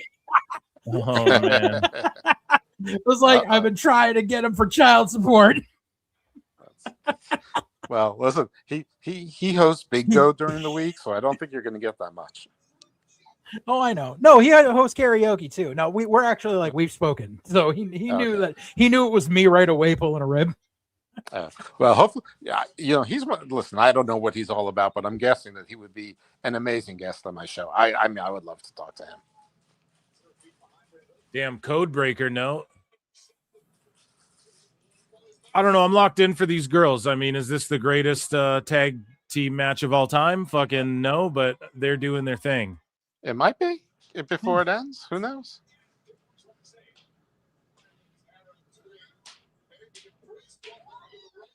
Speaking of greatest tag teams, I heard from B. Brian Blair this week.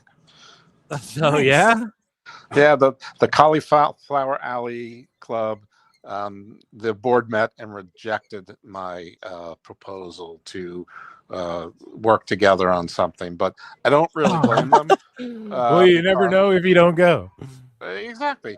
One, they say that they already do one of the things I wanted to do, which I wasn't aware that they do, and if they are, they're not getting into certain segments. And then the other thing they said, the two of their members spent a lot of the year looking into, and they were unable to do it, which actually they did me a favor by doing that, because if they actually did it, then it saved me a ton of time and effort. But I'm still not sold that they did it. You know, that they actually did what I wanted to do. But anyway, it was sick. But I will say this: I submitted. I made an email that he responded. I then made the proposal. He put it towards the board. I emailed him for a follow-up, and he emailed me right away, which was so extremely professional, extremely polite, extremely cordial. Said we appreciate your concern and your care for well-being for the wrestling community. So I've never been one that gets mad at a no. And they were like, "Fuck you for not knowing we already do this thing that you pitched to us." No, well, yeah, right. Oh man, you know, it would have been okay. It would have been okay if you said, "Well, I mean, the thing is like, you know, it was capoeira kick." You know, I want to get rid of GoFundMe's. I want to create like a sort of like a reverse bankruptcy petition where you do an application so that we don't have to GoFundMe's, and that people can actually do. Yeah, there should be that. There should be that, dude. There should be like an overall pro wrestling thing. Damn, the Razor's Edge. Oh, shotgun drop kick. Yo, that Hurricane Rana into the code breaker double off the top. Chat's getting triggered by Roxanne's fucking screeching windmills. They keep going, stop with the fucking screeching windmills. It's so stupid. Yeah, she's doing her thing. I mean, for some reason she likes that, I guess. I don't know. She's added that to her game, and she's screeching all the time. Yeah. Boom. Rhea gets planted with that head scissors. These girls are snapping here in what is likely going to be Io's going off double fucking front flips. Just feeling it. Damn, that whole, I don't want to call it a sequence, but that sequence of fucking These girls are going off. Yeah, you're right, though. So I was like, this isn't the greatest women's tag match of all time. And you're like, maybe not yet. And it's like, yeah, dude, they're cooking now. Yeah, so these are 4 great talents. I mean, There's like the crucifix bomb kick out. Oh my God. Well, you got 3 great talents in Liv Morgan. she's pretty. She's gone great in the last 3 years. With character and everything. So anyway, I mean, listen, maybe they do their equivalent of a GoFundMe, but if they did, like, it's not getting to like the Chris Bays and Becca's and Jake Somethings of the world. So, or Bobby Eaton's estate, or Conan. So, yeah. Maybe there is room to grow it. I don't know. Anyway, but yeah, I agree. I was talking about that on the show like a while ago. I don't know, last year sometime, and I was just talking about like there needs to be a central like Hall of Fame fund where wrestlers can get money and shit. Like, they give money every year to someone, or there's like funds that go into, I don't know how people pay into it. They can choose to pay into it. I don't fucking know. But yeah, I agree with you. There needs to be something where wrestlers can, it would and be especially because they're not like SAG or anything like that. So right. Yeah, it's fucked up. They're on TV like they should be. They're on TV more than people who are on TV all the time. So. Yeah. Well, that was the other part I wanted to look into, which they said they looked into, and it was a foul. But was that somehow making some organization that if wrestlers incorporated themselves or LLC'd themselves, that they could join for like, $1 a year or whatever, and they would qualify as being part of like a group collective health exchange. Yeah, there's got to be something. You need to fucking write all that down and sell it to someone, buddy. Don't fucking someone's gonna steal your shit, dude, and they're gonna. Well, this is all not for profit stuff. I mean, it's I know. I'm joking. So I hope someone steals. Andrew Yang, if you're listening, please steal my shit and fund it. I mean, yeah, I agree. There needs to be something like that, and fans need to can put their money where their mouths are with this shit that they. Yeah. Chris Jericho, be talking about healthcare and all this. Yeah. Tony Khan, if you're listening. Oh my God, Raquel with the sneaker. Dude, I love that. I love how she pulled Rhea and then Rhea just fell on the ref. Like the timing on that was spot on. Yeah. The pin before that was a little off. Oh, like yeah, the ref okay. almost had to count to 3, but dude, I like that. I like how they did that, how they pulled that off. That's pin before that one was off, though. The ref looked like power bomb on the outside. That was good.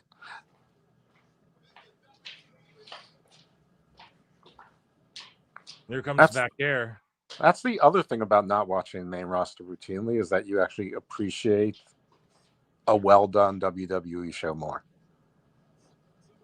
Yeah.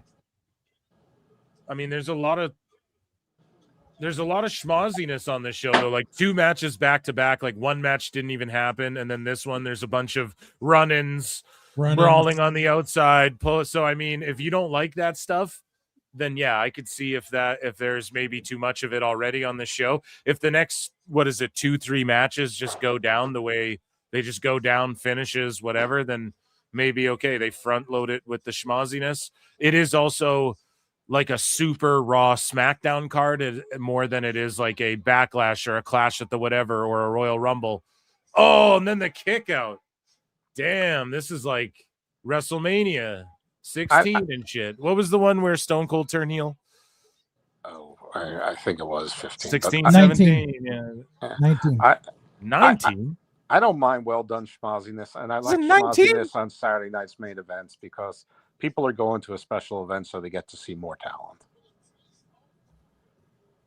Was WrestleMania 19? That wasn't when Stone Cold went heel, was it? Yeah, no, because he worked Rock at 17 as a, what do you call it? He worked Rock at 16 and 17. He worked Scott Hall at 18, and then the third match between him and Rock was 19, where he flipped heel. Right. But that was when Hollywood Rock, wasn't it? Where he was the heel.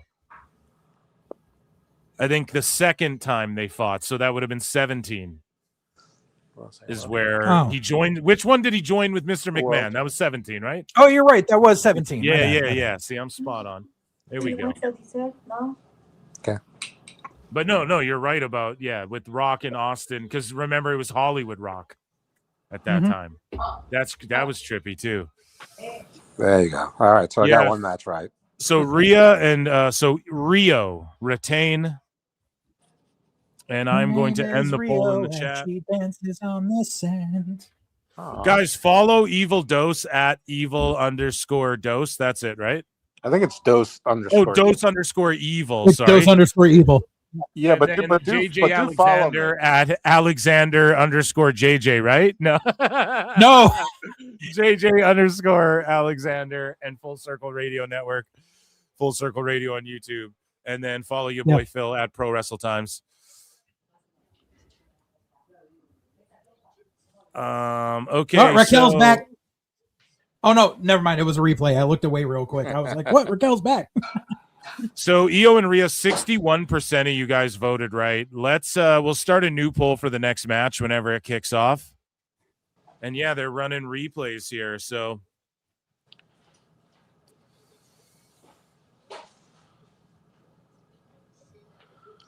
it's good to see Stephanie though. Yeah, that pin was crazy. Io's busted up in the lips. Actually, it was also good to see Stephanie McMahon introduce the show. Yeah, she did great. She did. I love that. Rhea's getting everything. Yeah, crowd's white hot for all this shit too. Wait until they get there's 2 matches left. Shinsuke AJ, I think it'll just be a straight up match where like we get a finish. I don't think they'll be hold on a second though. Does Gunther get involved in any way? They should just chill and have a match, I don't need to see more schmoz. And then the 4-way, I mean, that match, a 4-way in and of itself is schmozzy shit to begin with, right? It's 4 guys in a match, so there's going to be an announce table breaking, someone might pull out a chair or a kendo stick at some point. We might see some bullshit, and but they're going to determine the number 1 contender, and it's hopefully AJ and Shinsuke just keep it all in the ring. Because we know the 4-way is going to go all over the place, and we've seen matches go all over the place. Also, Cena and AJ, when they had their match, they just kept it all in the ring, and it was fucking one of the greatest matches of all time. So I hope we get one of these. I'm excited for this. I'm a sicko. I'm fucking here for Shinsuke and AJ Styles. Like, this is about to rule. Are you guys excited for this match? Do you care about their previous Wrestle Kingdom and WrestleMania encounters or what? No, not at all. Okay, there you go. My favorite moment ever was when Shinsuke punched him in the dick at Mania when he flipped heel. Yeah. That was like the high point of that Mania for me. Like, Shinsuke didn't win, but he punched AJ in the dick. It was great. They're going to keep it in the ring. You know why, Phil? Because there's a huge representation in Montreal of the gay community. So what are you getting at? What are you trying to say? Yeah. What did we talk about before, bro? AJ ain't going to go to the outside. He's afraid of the gay community. Do the ring ropes offer a force field? What are you calling me, gay dude? No. No, it's just the whole Dose. I had to educate Phil on the whole AJ Styles the gay community bit. He didn't know about it. Really? Yeah. Oh, AJ and his haircut. Yeah, dude. Clearly, he loves the gay community with that haircut. What are you talking about? I mean, so does Shinsuke. This is even worse. I mean, he's copying Nixie XS's haircut. Dude, I was popping like a big dog watching Mello and Nakamura 2 weeks ago, man. Like, dude, I popped just because so hard when Nakamura's music hit. Dude, just because like working with Christian when he was still training around here and everything, like he was a huge Nakamura fan because him and Nakamura both did a bunch of Michael Jackson stuff incorporated into their entrance. So like I knew that he was like marking out the whole time working that match.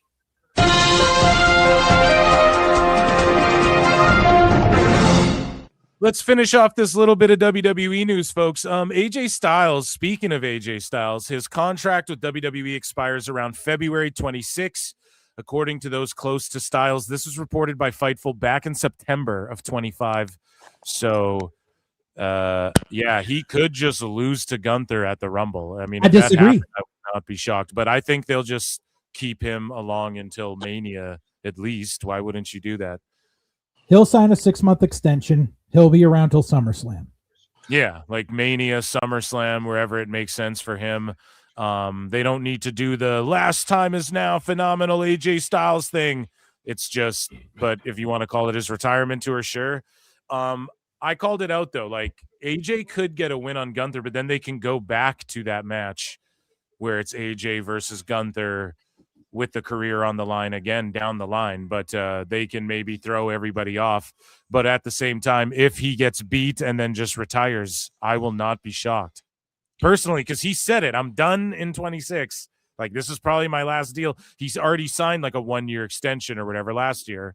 So this could just be it for AJ, guys. Like, don't be sad if it is.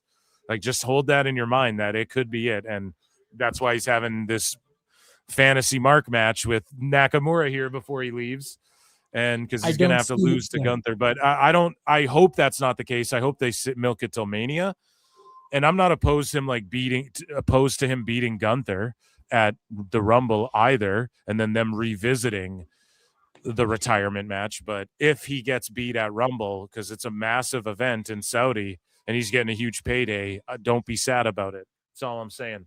Yeah, what do you disagree? What are you thinking? Me? I think no. Go ahead, Jeff.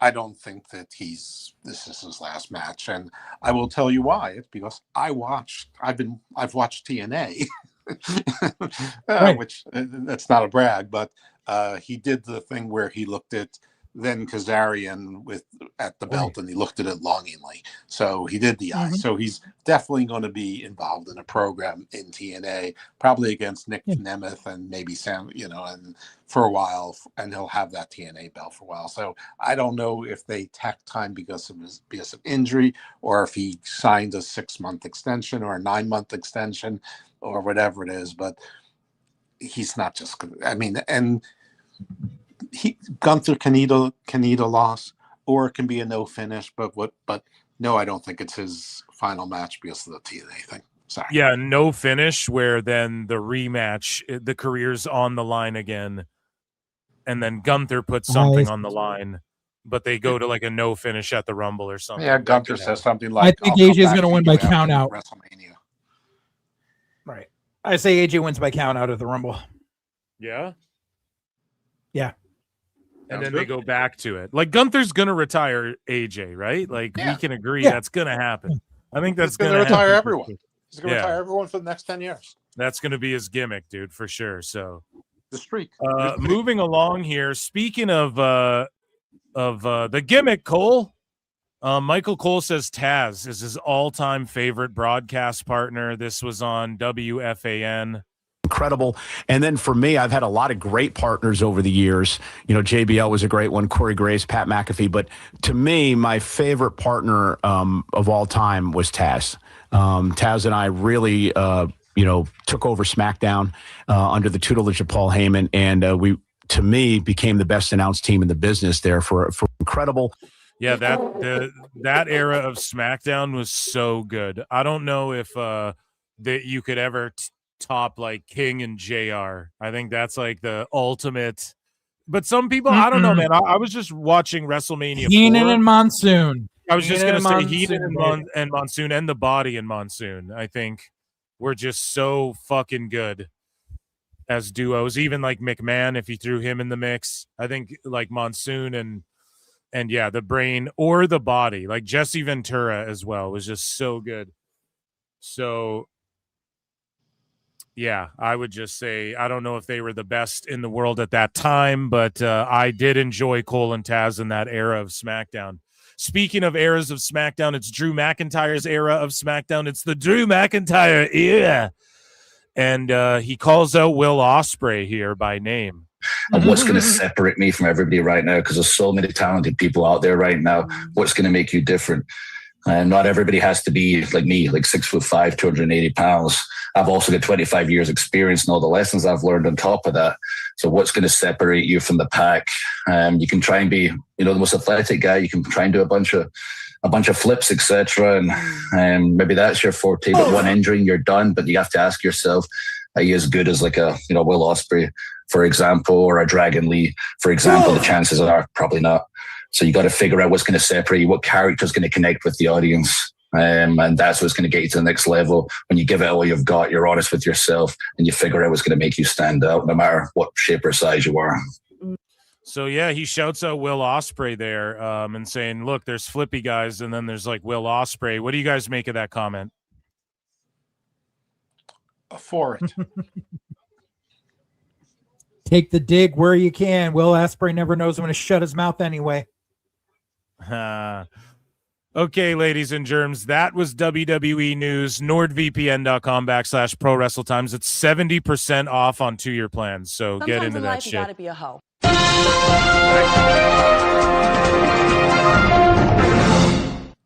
Okay, AJ versus Nakamura. I'm marking out hard as fuck. Phil S. marksing the fuck out here, guys. Nakamura's getting the second entrance. AJ comes out. Nakamura's got his old theme. His entrance, to me, it's to this day, like, he doesn't lose any aura. I'm just here, like, every time he does his entrance, I fucking love it.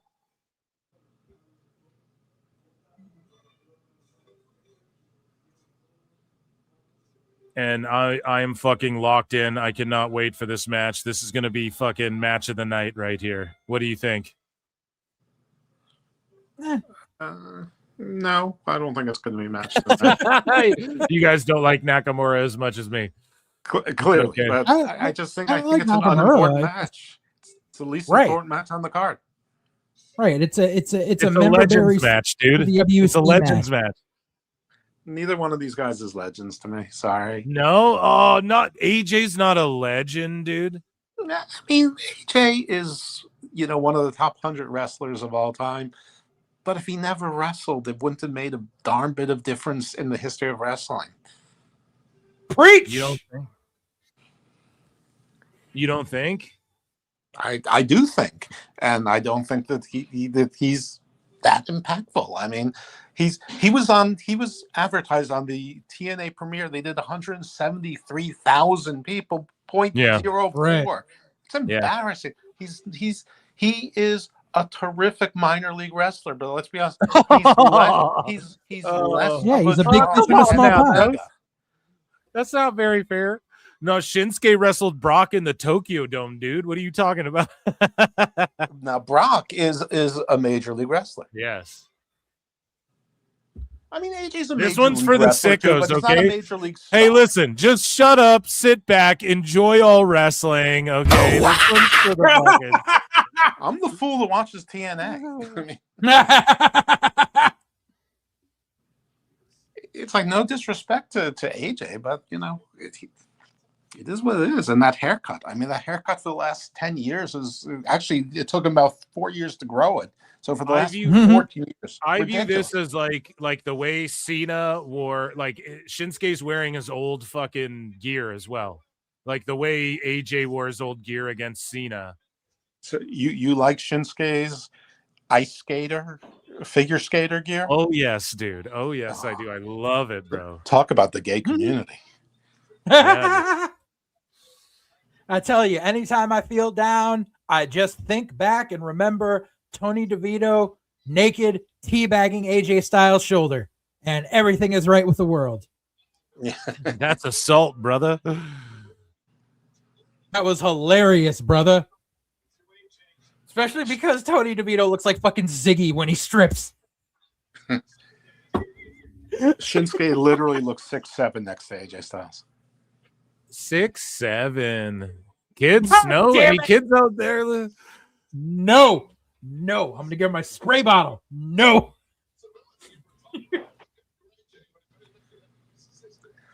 I don't know if it's my TV or the lighting, but these two guys look as pale as Sheamus right now. Yeah, it's your lighting. They are They both- both look. AJ I mean, Styles Shinsuke looks looks like he. Asian. Yeah, AJ it was the angle. He It was looks the angle I was Asian. at. Yeah. Like as AJ far as Styles skin looks like goes, he looks tanned- Asian. AJ Styles looks like he tanned everywhere but like under his arms. It's totally the angle I was looking at the TV. Neither one of them look like Sheamus now. Damn, listen how hot this crowd is, man. Let's go. This is why these guys are legends, dude. I think fucking AJ's a legend because just look at that, the way Cena marks out for him, and Cena's such a legend. Like, and he, you know, they asked Cena who's the best of all time, and he's like, it's AJ Styles.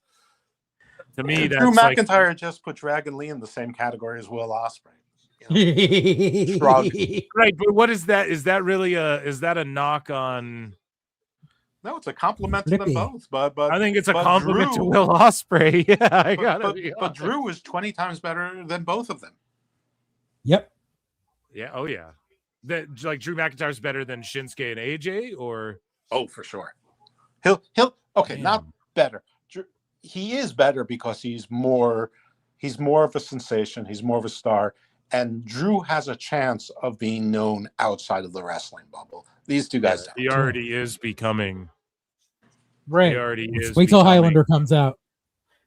Yeah, and other shit. Yeah, and other shit he's doing, man. And the movies after Highlander, because after he does well in Highlander, then he's going to be in the Marvel Cinematic Universe or the DC Universe or both.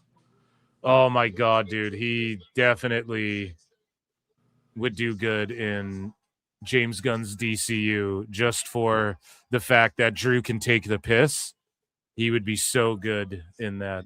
Yeah, somebody. There's the character there. I'm not. Yeah, no one's not make him Gawain. Mm-hmm, yeah,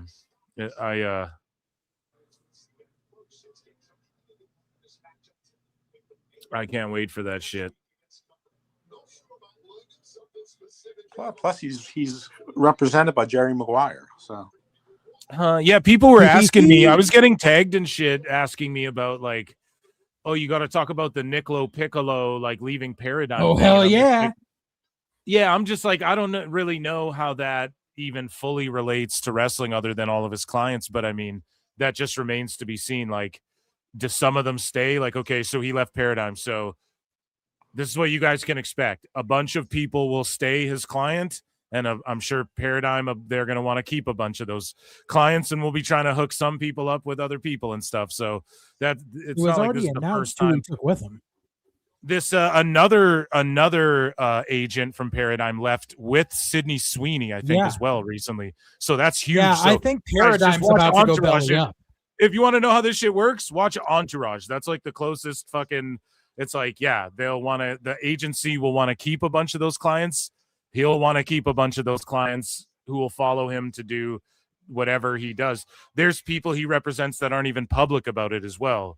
So in like, there's lots of people who have representation where they aren't public about what agency or what agent is specific to them or whatever. So it affects, like wrestling and Hollywood and stuff like that, I suppose. But he's like a 17.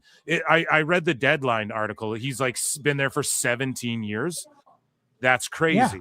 Yeah. That's like fucking a long ass time. So yeah, I mean, things change and whatever. How does it relate to wrestling? I mean, yeah, some of his clients might stay with Paradigm. Some of them might leave with him to whatever he goes. He might start his own shit. I don't fucking know. Some of them I'm pretty sure he is. If someone scoops him up, there might be another agency that goes, we want that guy, and then they'll follow him there or whatever. I don't know. I'm pretty sure he's going to wear that agent. It's Sydney Sweeney. I'm pretty sure they're going to partner up, or they've already partnered up. Yeah. And as far as like sickos taking victory laps about him like leaving, they're stupid. This job, it's just like, okay, all you sickos would fucking kill to be a Hollywood agent. Like, you wish you had that fucking job, So it's like, I don't know. You laugh at them. What is your job? Where the fuck do you work? You know what I'm saying? Like, it's just stupid to clown on people for any of their jobs. People got to work. People got to eat, man. You know what I mean? So it's like, whatever, but nobody leaves a high-powered job like that unless they have confidence that they can make more money and be more independently high-powered. I mean, it's like leaving a big law firm. You don't do it unless you can start your own prestige law firm. Right, dude. You go start your own whatever law firm, right? So like, and that happens all the time too. Shinsuke's feeling himself in there, and I'm loving this match. Top guy speed, as Jey Uso would say. But as far as people saying like, oh, like Tony Khan and them got him fired allegedly. There's all these like conspiracies. He left him his own volition. Now, yeah, like sickos have tried to like dox and fucking harass him and stuff like that. It's like, did they have a part in it? I don't fucking know. Like, No, they didn't. I have no clue. I'd have to like compile evidence. I'm not a detective. I don't know the ins and outs of all that. Maybe it did. Some people are saying that's what Nick is claiming. That like clearly he had something to do with it. And clearly, like, okay, Tony Khan, yes, got upset about Niccolo Piccolo and phone calls were made. Everyone knows that. That's why Dave went on his message board and was like, no, Niccolo Piccolo's a very real person and just avoid him or whatever. He told his message board subscribers on the Observer or whatever the fuck. Like that's why he spurred out about that, because he knows, like, yeah, Nick is a real dude and all this shit. And clearly he has conversations with, this is public enemy number one right now. But did that take down a Hollywood agent who represents all the names and like was part of the deals he's been a part of and shit? That no, like, I don't know if it could do that, but it's like a funny narrative, I guess. It's fucked up and it's shitty if it did have anything to do with it, but yeah, I don't know. Like I don't know about that. I know that he spends too much time Sorry, what were you going to say? I made a post about this yesterday saying he left of his own volition and everything. And Nick responded to me and he was like, with just sirens and bullseyes. Like, he left of his own volition. The only person that left Paradigm. There's an exodus going on from there, which means there's something going on with that company. Right. All these basement goblins have main character syndrome, thinking they had something to do with it. He left on his own and took his clients with him.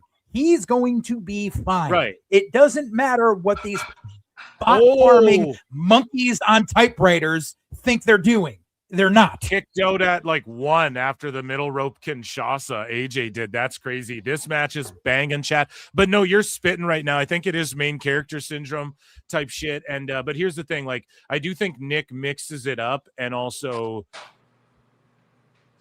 is like friendly with accounts that like I see and I'm like, these are uber sickos, bro. Like, this is like, don't even. Dude, he called out Switchblade bad. Mute and move on for some people. Like, yeah, but Switchblade presents as normal until he shows he's not. Right, and he called out Switchblade. He was like, he put Switchblade on blast. It was beautiful. Yeah, well, I mean, he put you on blast too, JJ. No, Nick agreed with me. No, before I talked about it on my show and shit. I DM'd with him about it. Put me on blast. Yeah, he did. He got mad. He gets no. Like Nick. Well, whatever. We'll talk about it. He did though. No, Nick is talked about Nick, on the show. This was before. No, all this. Nick went off on someone in my mention. Yeah, a couple months ago. Nick went off on someone in my mention because he didn't realize it wasn't me saying it. No. It's been a couple months. Dude. Well, whatever it was, bro. It was when you go off on a lot of NXT guys and shit. It pissed him off. You know what I'm saying? A little bit, and he did go off on you. But he deleted the post though. And I was like, what? And he just told me, he's like, whatever. It's all good. We can talk about it, but it's not even a big deal. But he deleted the post because it was when you were on my show. He like got mad about it. So he was like, I don't know. He did get upset though. Chat will confirm that did happen, but it's all good. He was just sticking up for Blake Monroe and like that whole situation or whatever. And that's like, his girl. So about Blake. It was just with the whole kick out thing where she didn't fucking kick out. He deleted the goddamn tweet, but he did. He put him on blast. But here's the thing with Slade is he doesn't give a fuck about like anything. He doesn't care about like any of the promotions and shit. He's just fucking saying whatever he thinks. And I think what Switchblade was trying to say was, because here's the thing. The conspiracy is that Tone helped get Niccolo Piccolo in trouble or whatever. I think because when I read it, I read it as Switchblade was saying that this person has sources on the AEW side, so how would he have known this unless like AEW people had something to do with it? Do you know what I'm saying? But this is all like uber sicko Mark shit that I don't know. It's like, it's not even interesting for the sicko segment. It's like, okay, a bunch of people are cheering that a guy doesn't work at Paradigm anymore. Like, who gives a fuck? It's just, it's madness to me. But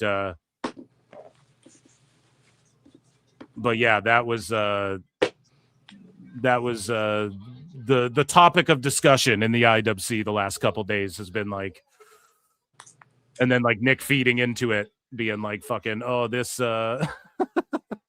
just responding to everyone. He doesn't need to respond to all these sickos taking credit for fucking. We're seeing a great jiu-jitsu battle now. Right. Well, it's like they all took a victory lap when he set his profile to private like a week or so ago. They're like, "Oh, we got him!" Like, no, he just got tired of freaking basement goblins being in his mentions.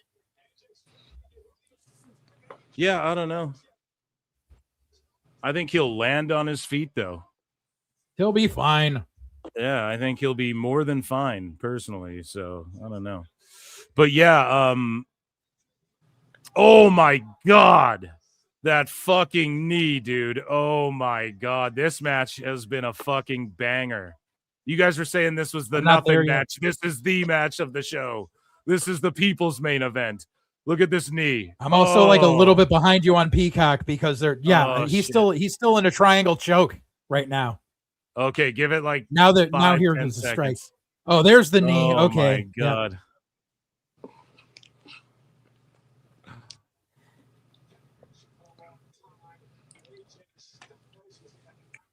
Oh my God. Oh.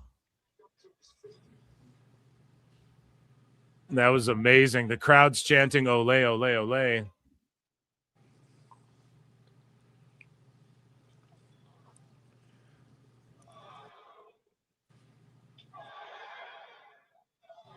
Trading elbows. It is a slugfest.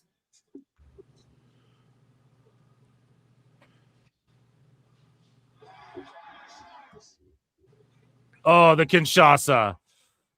Oh, but he's selling the leg, but is he selling the wrong leg? Hold on. Let me go in my memory bank. I think Shinsuke's selling the wrong leg. And that's why I kicked your leg from your leg, Brett.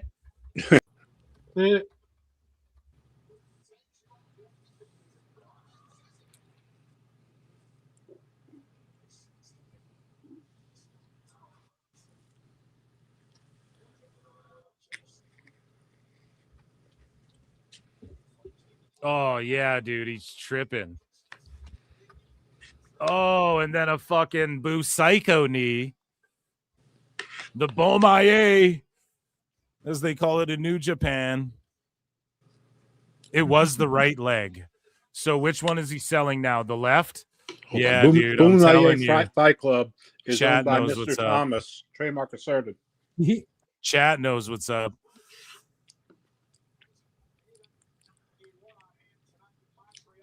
My best friend and client. You have clients now?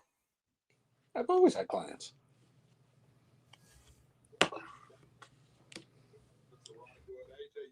Well, not always. Clients For 33 years. Clients in courses on how to be evil. Da-na-na, da-na-na. No, I don't. I haven't figured out how to be able to charge for that. I don't have the power. I don't have the ability to take a soul yet. And Joseph keeps telling me he doesn't have those powers. He's just an administrator. So I didn't say I need to meet Isla Dawn or James Mitchell.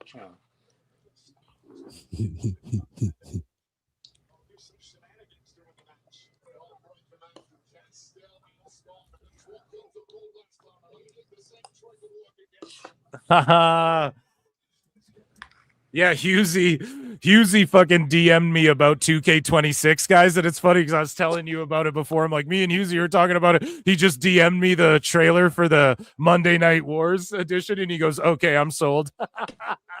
Yeah, I'm not a video game guy at all, but I saw that commercial. I'm like, you know what? That's pretty cool.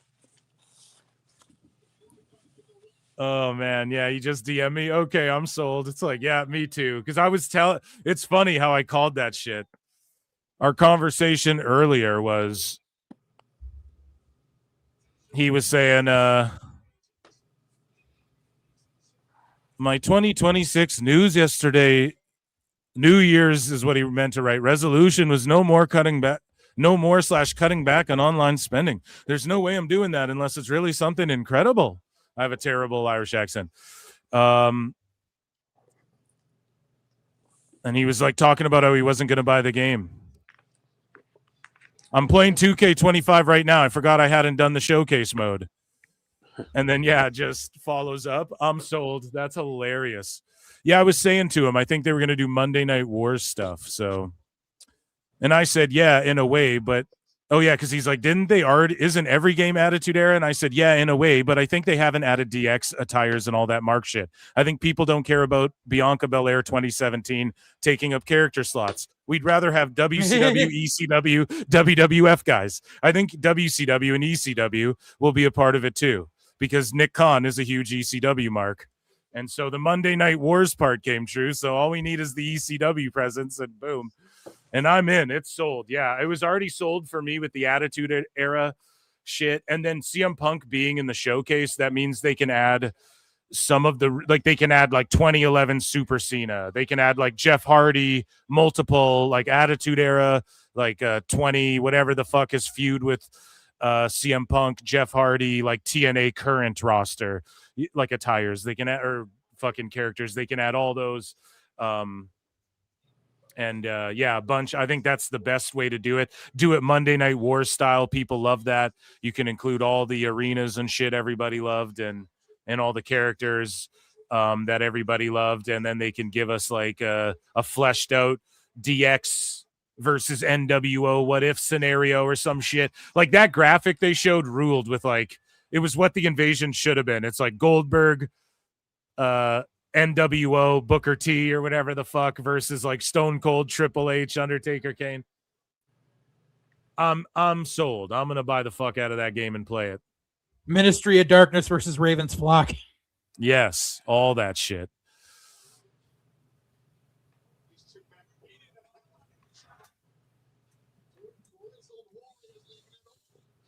And then think about it, like with the WCW presence, they have like La Parka. The new version is from AAA. They have old school La Parka from WCW. Maybe he'll be included like an El Grande Americano character, Doink, where it's just like, that's just a gimmick we own. Here's a La Parka.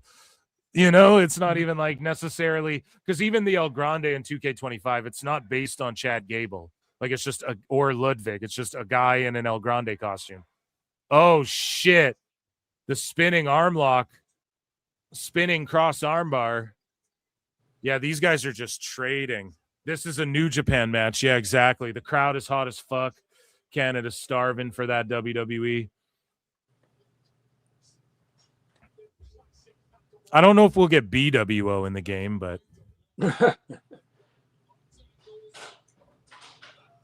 but for sure, Probably like not. Yeah, for sure we'll get because they just added New Jack and Sandman, and then Funk will be in the game as Chainsaw Charlie or whatever when he fought in that dumpster match, because they're adding the dumpster match and shit. So it'll be all that shit. Oh, Kinshasa, stiff one.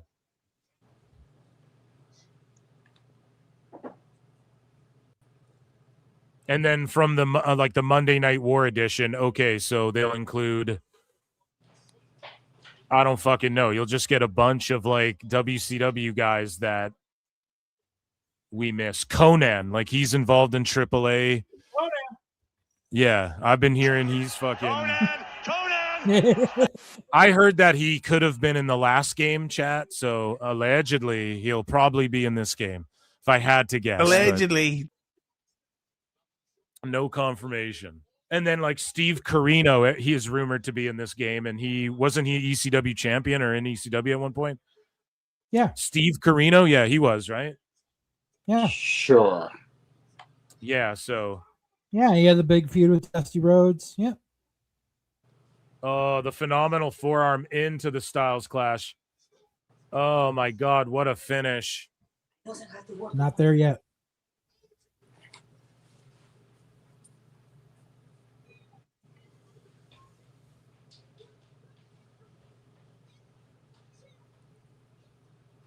There's the forearm.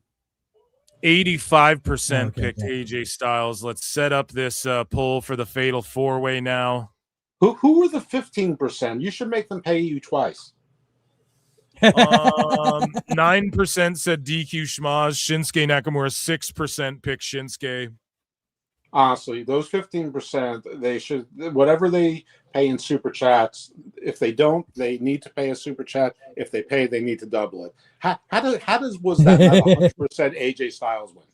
I don't know, but hey, man, some people, it's still real Some to people them. need to be contrarian. Yeah. I think the DQ Schmaz can't even beat an NXT caller. What are we talking about here? Hell yeah, dude. See, the way the commentary's getting it over, too. One final time. Yeah, one final time.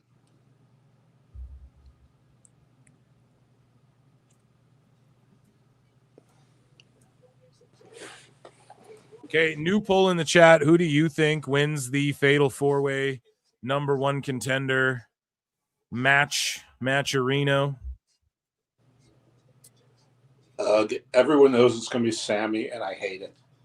Do you think it's... Yeah, I predicted Sami.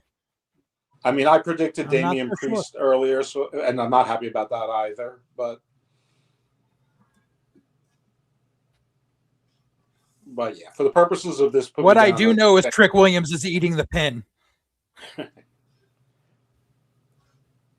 Yeah, I think AJ might retire at the Rumble, guys. I just have a feeling like if he goes out, he goes out.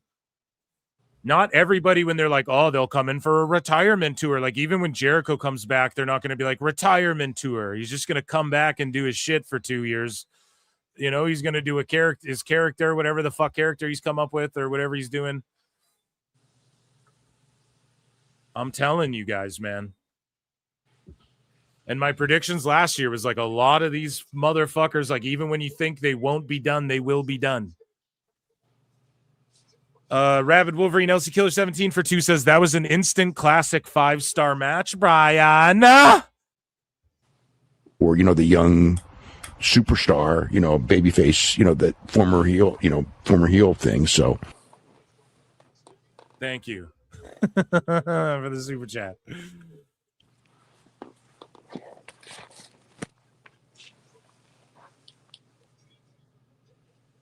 I think AJ is donezo at the Rumble. I fucking called Naomi. I think Orton will be done. If anyone gets a quote unquote retirement tour, it'll be Orton next year. And he will wrestle not a lot. Like he already doesn't wrestle not a lot. Expect a lot less than that. And yeah, I don't know. I just see a lot of guys leaving sooner than later. So. Well, I already commented on that, so no one needs to hear me say it again. What? I mean, I already commented on that. No one needs to hear my take on that again. Oh, yeah. No sweat. No sweat, man. The Royal Rumble, so we know Roman's in that shit. We know Fatu's in that shit. Or no. What was that? Oh, yeah. That was showing the men's Royal Rumble participants. So do you guys think Jericho's coming back, yes or no, at the Rumble? Yeah. I don't know. His band is touring next month. Yeah, but he has, check this out. So I brought that up on the show, and I was like, hey, so they're touring to UK all of February, but someone pointed out to me that he would have every Monday off, though, on those dates. He has every Monday off. He's going to be on Raw. I think he'll be at the Rumble. I don't know. If not at the Rumble, then when? We know he's going to WWE. Never. We know he is. Never. Stay the fuck away. I'm saying at the Rumble, yes. Yeah, I think at the Rumble we get fucking break the wall down, break down the wall. And then Jericho's in the game in the Attitude Era edition. He was the first undisputed champion and shit like that. It makes sense to you feature him in the 2K game and all that. Gunther retires him in 2 years. Yep, 100%. 100%. 100%. And I heard allegedly a while back too that like him versus Dom has like been pitched as like a fucking, we got to do Jericho versus Dom. Like that's what people want to do in the Fed. I also you guys want another allegedly? I heard allegedly that allegedly, and this could all be wrong. I'm not a dirt sheet. I don't give a fuck. But that Trey Miguel's getting paid like his money for being in AEW, but yep, he just gets paid and then also is now signed to TNA. So if that's true, Trey Miguel, come on down. Yeah, I'm sure he's getting paid at least 6 to 9 months. At least 2/3, 3/4 of whatever. Sorry, Dose, what were you saying? I'm sure that he's getting paid 2/3 to 3/4 of whatever his contract was for at least 1 year, plus whatever he's getting in TNA and the Indies now. Yeah, so good for him, man. Good for him. And they get paid more, the TNA guys, when they appear on NXT or AAA or WWE TV. So, he'll probably get a couple of those thrown in too, just as little subtle digs at Tony. Yeah. Yeah, you got to bring Trey Miguel on NXT. I think that's so gangster how he just returned to TNA right away in the Feast or Fired and got a briefcase. I think that's so... I just love that. I love how Andrade showed up, glommed Omega while under WWE contract. You find out after. I think that all of this stuff rules. I'm so into the wrestling wars right now. I'm even willing to give AEW some credit. But again, I gave them so much credit for the Rascals, and then look what happened. It gets fucked up. Anything you give them credit for, they find a way to fuck up. It's just insane. Tony has an uncanny ability to just fuck up every single thing that he tries to accomplish or that you can give him credit for. That's dope. Well, let's give him credit, because maybe he knows his TV is uninteresting and sucks, so he wants everything else about his company to be interesting. Yeah.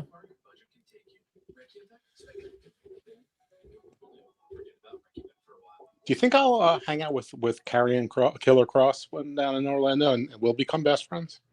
I think this is a pretty good shot. I would ask JJ, man. He gets bombarded on all these bookings that he takes, and the thing is, he is so like adamant about like making sure every fan that signed up for a photo op before the show gets done, and then like at the end of the show, he just kind of like he does everything that he can, but he ducks out because he puts everything he can into the show. Like I don't mean that. Let's face it. I'm friends with Kevin Castle, rest in peace. I'm friends with PJ Black, still alive.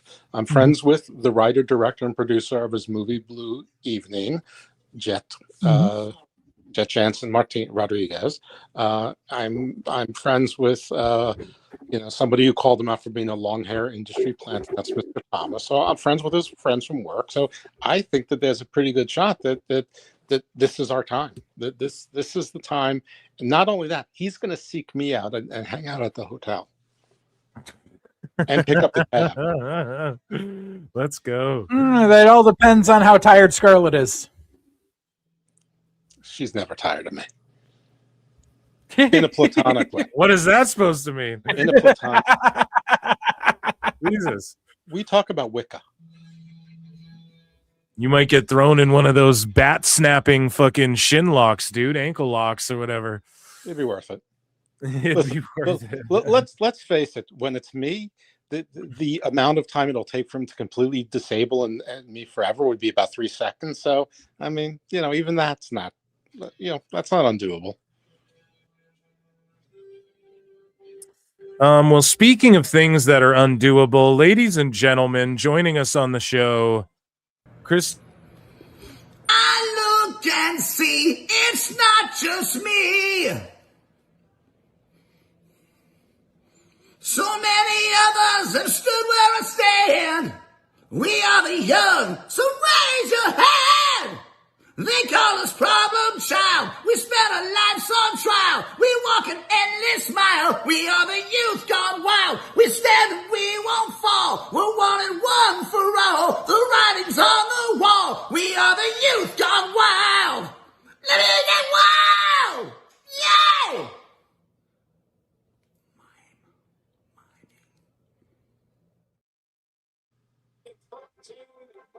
Hell yeah.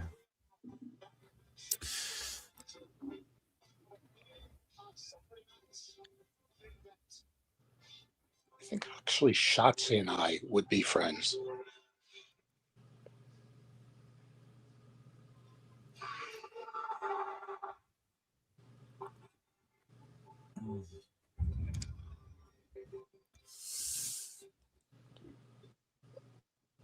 Yeah, so they're doing the fucking on Collision. Who is chat? Let me know if you're watching Collision. Nobody's watching. So on Collision, yeah, the Rascals are having like a styrofoam helmet. they're having like a munchie sesh in the back.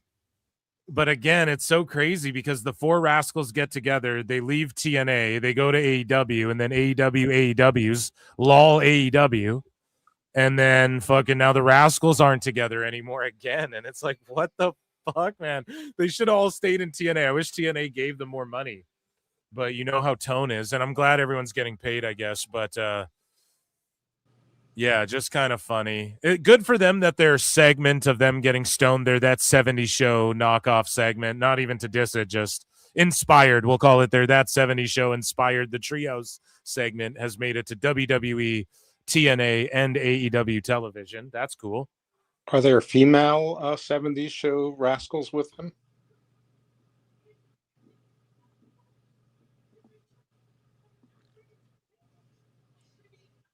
Oh, yeah, Randy just getting those big pops.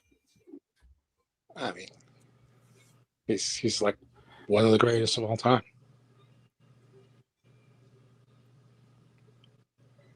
The Rascals are going to get relegated to the freaking 6-man division of ROH within inside of a month. They'll be having banger matches with Busta and the Brain on ROH that no one is going to watch. You just named a team. I have no idea who they are.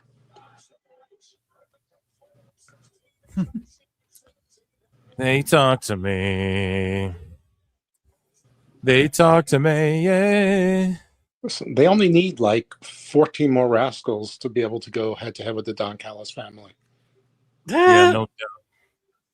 Well, I mean, you've got so the thing is they've got the Rascals with Myron Reed, and Myron was like never really part of the Rascals like in any major capacity. He was just there as like a fill-in when, you know, Wentz and Lee got signed by WWE. So what's hilarious is now they signed Alec Price and Jordan Oliver, and Myron Reed and Jordan were Injustice and MLW. You might as well just slap all of them together. That's right. No, they should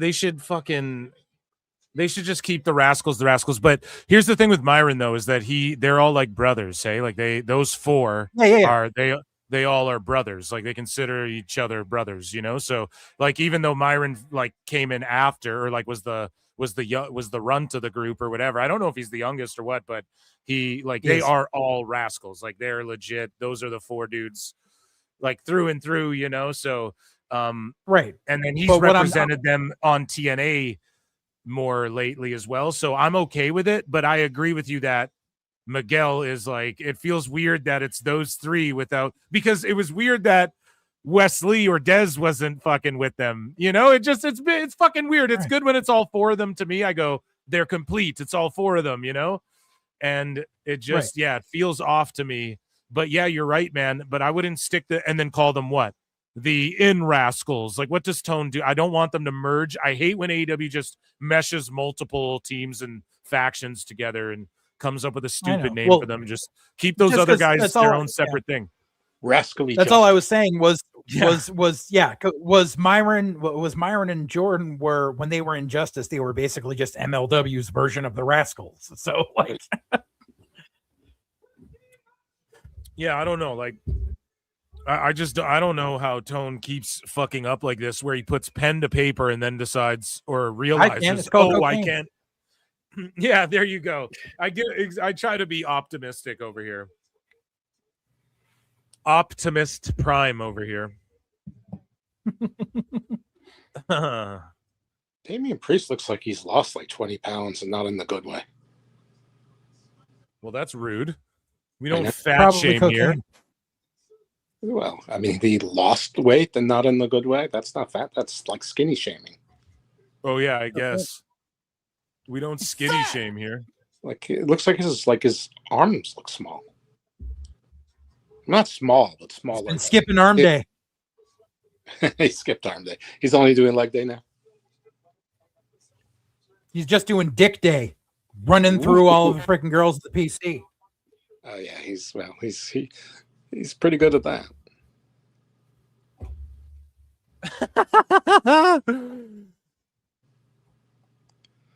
Yeah, bro, that's the shit Niccolo Piccolo got mad at you about. What, the Lola Vice stuff? Yeah, that's one of the things. Yeah. What? Because I called out the fact that she got punished for letting everyone know publicly that her and Damian Yeah, bro, were just fucking? all the shit you were saying. No, he's cool. He's cool. I explained to him, I'm like, listen, bro, like, I'm a fan. JJ books and trains and knows people and shit, and you represent people. We're no three of us are ever gonna see eye to eye on probably 90% of shit. We all see it from a different perspective. That's why it works. That's why I like having JJ on my shit, you know? So I think he deleted the tweet or whatever, but yeah, he went off on us. Okay. But I'm glad he does that, because then no one can accuse me of sweeping, you know? It's like, bro, I'm gonna say what I'm gonna say, you know? It's amplification anyway. No, I mean, listen, him coming Call to me out. has been like a gift for those of us who are at least semi-sane and at least like understand the basics of math and the rules of physics for the world that as it should be.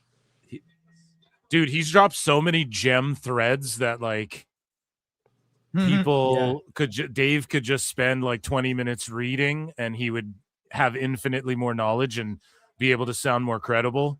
And he just refuses to, because it's like, oh, he thinks I'm a clown, boo-boo fucking, you know, boo-boo face about it. It's funny. Well, I mean, Dave is what, 66 years old? He's not going to. Just in your ways.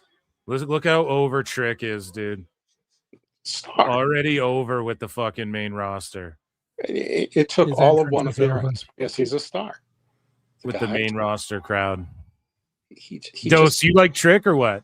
Love Trick. Love Trick. I mean, Trick is a guy who came in as a sidekick, and he was a skinny beanpole with abs. And over the next 3 years, he turned himself into this 240-pound monster, learned how to wrestle. He always had a personality, but he became the person. He totally overshadowed Carmelo, who you know, supposed to be like subtle but the man, you know, sort of like the quiet but the man, and he couldn't be. He just wasn't the man when he was next to Trick. It's sort of what happens to you know, people around Braun Breaker. You want to be the man, but nobody really looks like the man next to Braun Breaker. He just exudes something. But yeah, Trick is love Trick. Lemon Peppa Steppas, baby. Trick is my male wrestler of the year. Maybe Ethan Page. I mean, those are my two nose to nose for wrestler of the year. Male wrestler of the year. My wrestler of the year for the year was JC Jane.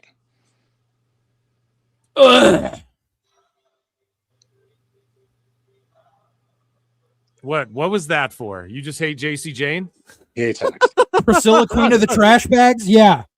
Oh my God. What did you just call her? Priscilla, Queen of the Trash Bags. Why is she Priscilla, Queen of the Trash Bags? Are you talking about Priscilla Kelly, she's or are you fucking talking trash. about JC Jane? Yes. JC, oh, sorry. That's right. I forgot. They're two separate people. Yeah, JC Jane is trash too. Oh my God. You just bury everybody. Trash. Fuck 'em. Just bury everyone, I call it like dude. I see Nobody's safe. Everyone's on the Trick Williams train. I'm telling y'all, he has a ceiling. And it's going to be a long time before he finds a way through that ceiling. I think it's a long time. They milk everybody unless you get over like Jacob Fatu. I'm just going to put it this way. When I look at, I'm telling you this, WWE. when I look at Trick Williams, you know what I see? I see MVP. Tell me how many times MVP was world heavyweight champion. I rest my case. I don't know, but MVP's still in the business 27 years later. So getting paid too, getting paid, and also getting paid to be an MVP had ornery DX. bastard.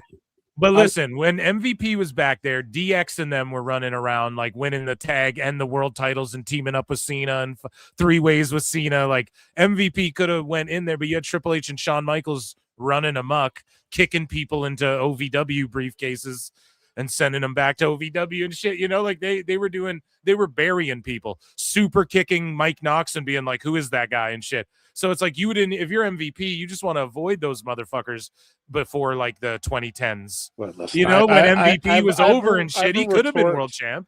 He could have been world champ. To JJ. Yeah. Jack Swagger, the Great Khali, and Alberto Del Rio were all world heavyweight champions. So what? And those are all under Vince. What Vince is 40 years of wrestling. I mean, Vince is basically the history of wrestling. All I'm saying is Del Rio was made champion to serve a purpose because it was the Hispanic market.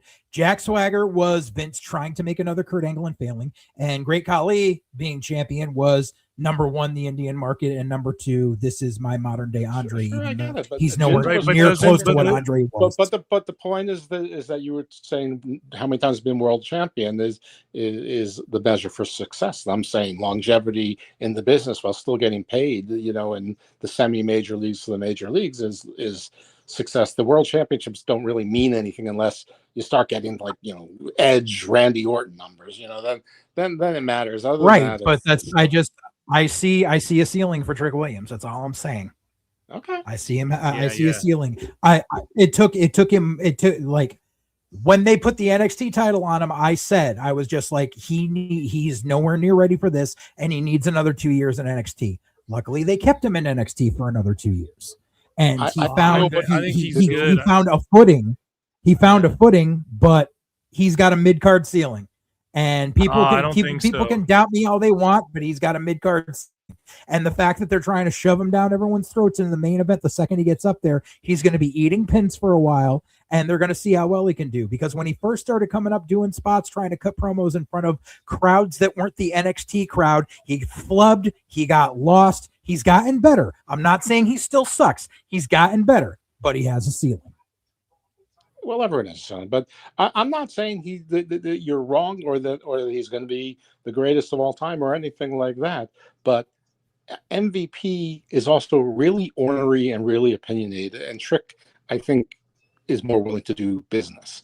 And sure, he flubbed and whatever, but he got better. He's been in this business all of 4 years. So I mean, you know, yeah, I think they look at him as a way to tap into. Like, listen, man, NXT has been successful for CW. It's shown like growth in many ways. Or maybe not with the new Big Plus panel, but if that was the system we were using before, it's hard to tell, right? Like, we're going to need a few years in this system to know for sure. But if we're to believe what the CW execs and shit were saying about NXT, they're super pleased with it, and it's shown growth in the ratings or whatever the fuck. So maybe they're looking at guys like Trick and Obafemi can help do that for Raw and SmackDown as well. Like, we don't really know, but I like that they propelled. He looks like he should be in a main event. That's step one. So hopefully you sink or swim now. I think he spent enough time in developmental, and yeah, I agree. He could eat the pin tonight. I wouldn't even be shocked if that happened. He's the new guy. Yeah, but I think, and everybody has a ceiling, but I think he will be upper mid. I think he'll touch the world title at least once, the world or the WWE one time. He'll get that thing. I mean, Carmelo Hayes 8 pins for a year, and everyone's like, "Oh, he's buried." No, he's not. He's paying his dues. He's people learning to respect him as a workhorse, as a work rate guy. And then he's going to show his personality. And then he's got this thing with the Miz. Now he's got a title. And now he's doing the Open Challenge. And now he's had 2 matches with Ilya. And now people like him. Good. And look how good he's doing in this 4-way. Like, he's crushing it right now, dude. Right. I don't know. I think I look at guys like Trick, Braun Breaker, fucking Obafemi. Like, that's going to be the main event scene in like 5 years. You know, that's going to be all your top guys in WWE. Oh yeah. So is Cam Hendricks. Talk about a bad name. about Shiloh Hill, Tavion Heights. I mean, Jasper Dude, Troy. Did you guys see Shiloh Hill versus Briggs on NXT? Like, if it wasn't this last episode, it was the one before. Maybe it was this last episode. Shiloh Hill versus Briggs. Did you see that match? Of course. Oh man, how good was that? Just two fucking big dudes just scrapping, like, and not in a Dragunov way. If Briggs isn't on the fucking main roster still is a fucking crime. Dude, that match was so good. I couldn't believe, and because just seeing Shiloh Hill on LFG to now seeing where he is now on NXT, it's like, fuck, he got good. He was good always, but he's like really good. You know, he's like really fucking good. Yeah. And there's like an element of danger with him, man. I like that shit. And same with Briggs. He's a fucking hoss, man. Except it didn't win me over. That whole cowboy shit with Fallon. Like, I like that tag team, but him and Jensen, like, it wasn't really winning me over. No. And He then, was but never now a cowboy. Briggs, He's from fucking Massachusetts.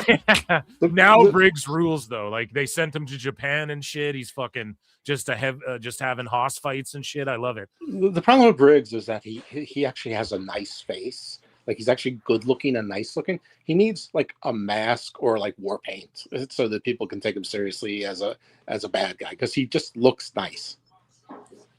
Well, you know something, dude? We'll turn him into the Super Destroyer #3, brother. Exactly right. So he can be. I know one of the members of Devastation Corporation, and maybe they can lend him a gimmick.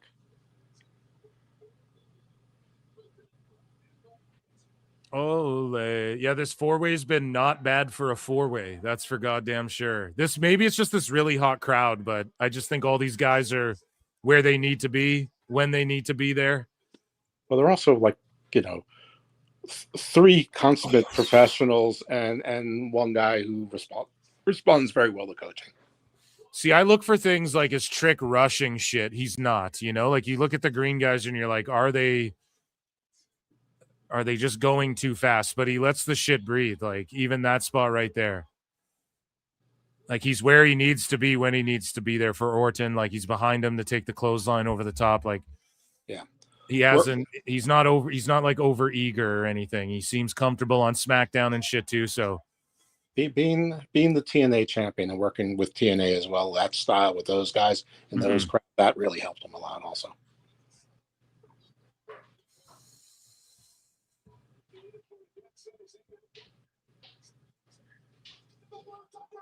Blue Thunder.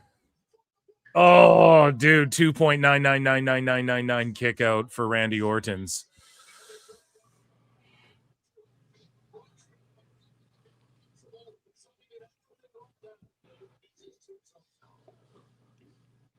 So I think you're only like 12 seconds ahead of me this time. I suppose 3 minutes.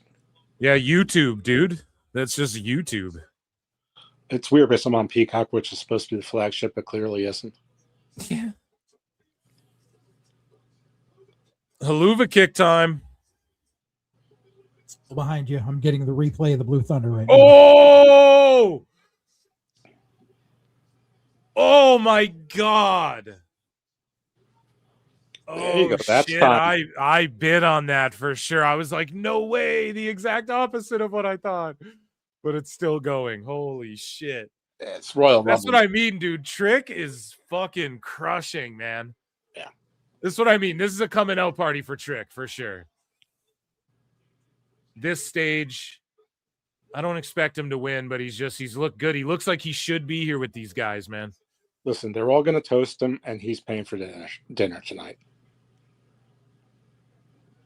Oh, He's paying for 2 big steaks and 1 vegan lab grown salmon or whatever the fuck Sammy eats.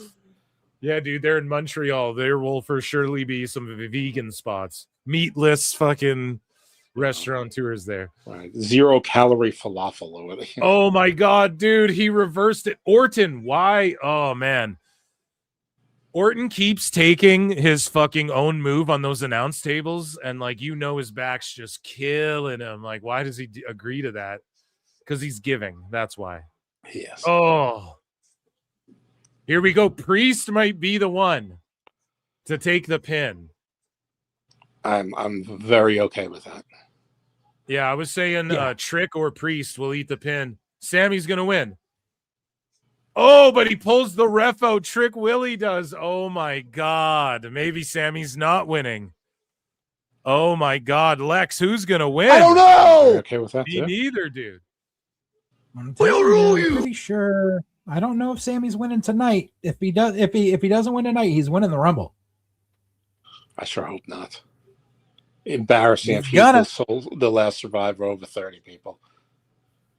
Why does he got to? Why does everyone think he's got to? Saudi Arabia and Syria aren't the same country. They're not even friends.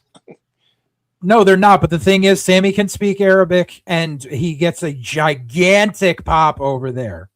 Sure. Because of his heritage. Hey, I mean, he's exactly what everyone's protesting against. He looks like a colonizer. Yeah, I don't know. He's wider than Netanyahu. What are we talking about here? You're talking about Sammy? Yeah, he's redheaded. Wouldn't you think he was Irish if you saw him? Come on now. Yeah, that's literally what my wife said about him like a day or two ago. She's like, "What?" Because I was talking about that. Like, well, he's from Montreal, but in Saudi Arabia, he gets massive pops. Mixed. And she's like, he looks like an Irish guy. And I was like, yeah, I know, but it's don't call Israelis colonizers and listen to Sami Zayn, who looks like he's like a Finn Balor's like paler brother. Oh. Trick takes the suplex. Yeah, it's like this MMA fighter Brian Battle. He cut a promo. You think I'm gonna lose to a Frenchman in a fist fight? Exactly. Oh man, someone's got to cut that promo on Sammy. Trick Williams should.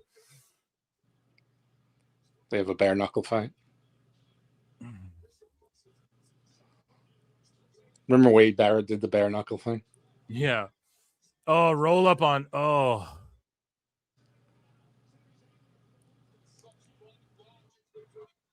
Oh.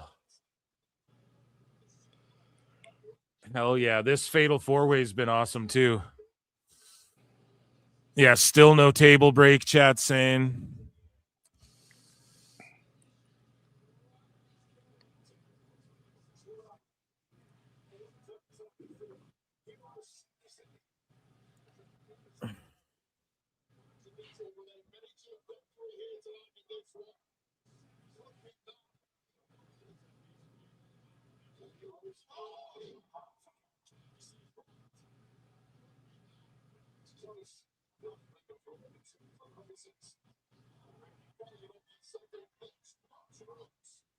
Okay. Haluva kick time again. Not yet here. Sammy's on the top rope.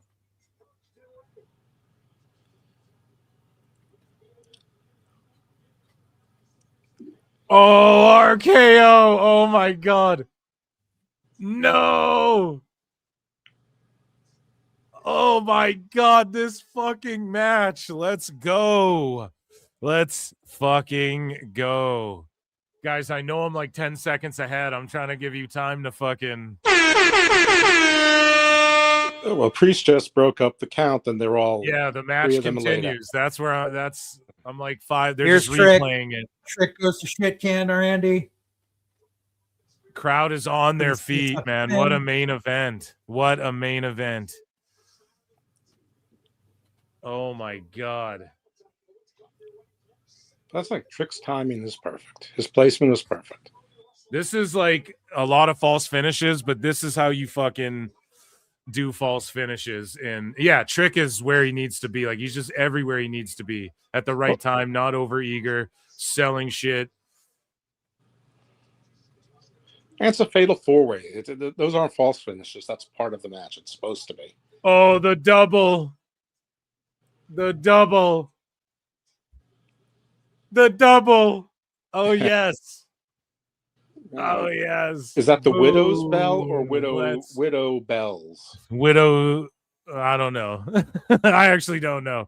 Lex, what is it? Is it the Widow Bells or the Widow's Bells? I don't know. I don't know. I'm going to go with it's the plural.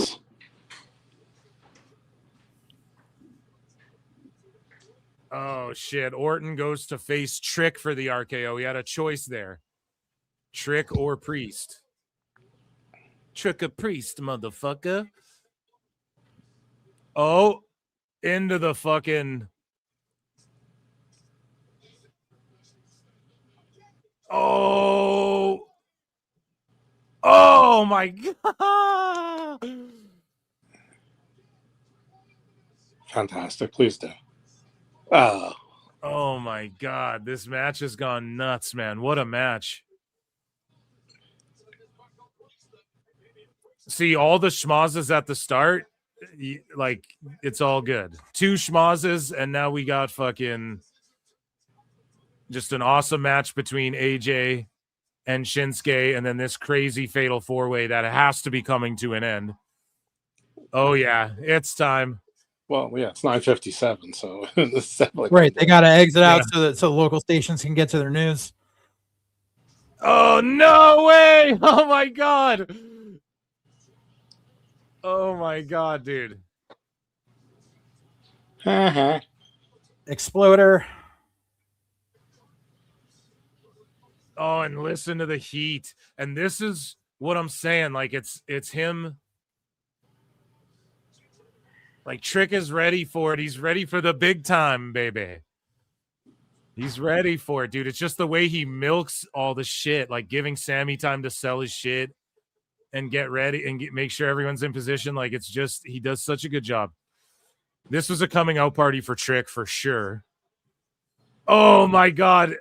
Yeah, dude, I don't know. There's only a few minutes and they're getting into some crazy shit right now. Oh. Razor's Edge. Not there yet.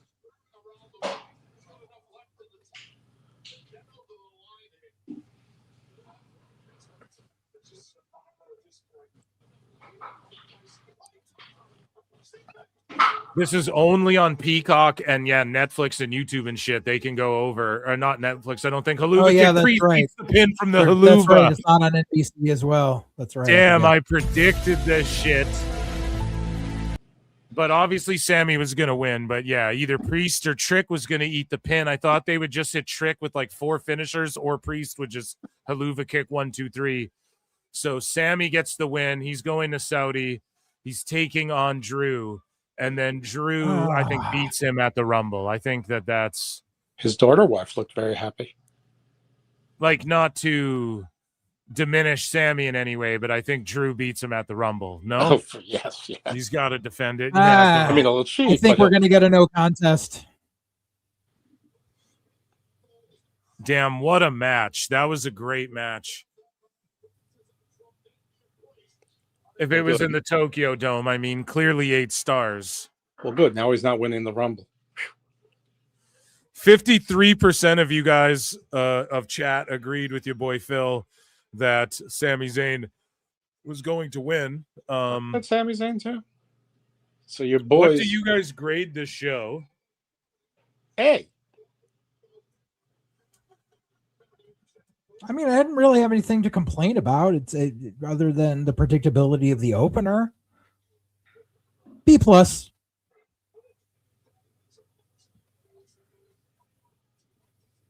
Yeah, right. More schmozzy bullshit, but Drew's just been running amok throughout the evening, so...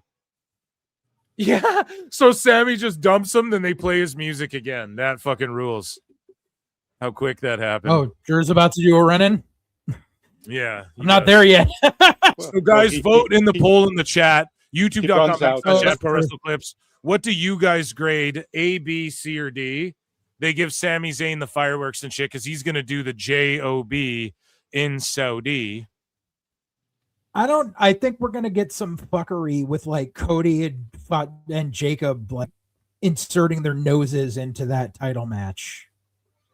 I give this show, I think, an A- because the only thing that would make it an A or an A+ is if, like,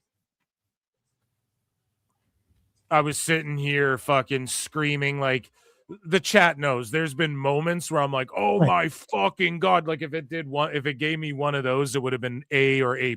So that was like as strong as it gets for me. That's like a solid 4 stars on a Meltzer scale or whatever, in my opinion. That's you don't. Nobody else has to agree with me. Yeah, so I don't know. I enjoyed the fuck out of that show. But yeah, I would just say like, hey, one critique, maybe the opening brawl went a little long, and then maybe crowd was into it. And then probably, yeah, exactly. Like they didn't lose the crowd in any of this, so I would just say maybe like, I don't know. I don't really have any critiques. That was a really good show. A-. That's why I graded it an A-. I would just say it was a little long in the opener. That's a fucking nitpick. You know, you didn't lose the crowd, so gives a fuck what I think about that. So, yeah, that was a good show. And the commercials didn't feel like too much or a hindrance, did it? I didn't get any ads, and if I did, because I was on YouTube, so if I did, it was like a quick YouTube ad that I probably skipped. I pooped it out of my brain. So chat can let us know if the ads seemed to be a nuisance. I don't think they were. Let's go over this card quickly. So the opener, the brawl, what does this mean, Dose, for Fatu and Rhodes? They brawled, no contest. When do they rematch? At the Rumble, or do they get involved in the Rumble with each other, like Rhodes eliminates Fatu or something? And then what do you think their WrestleMania plans are? I think they eliminate each other in the Rumble, which I think is great. Yep.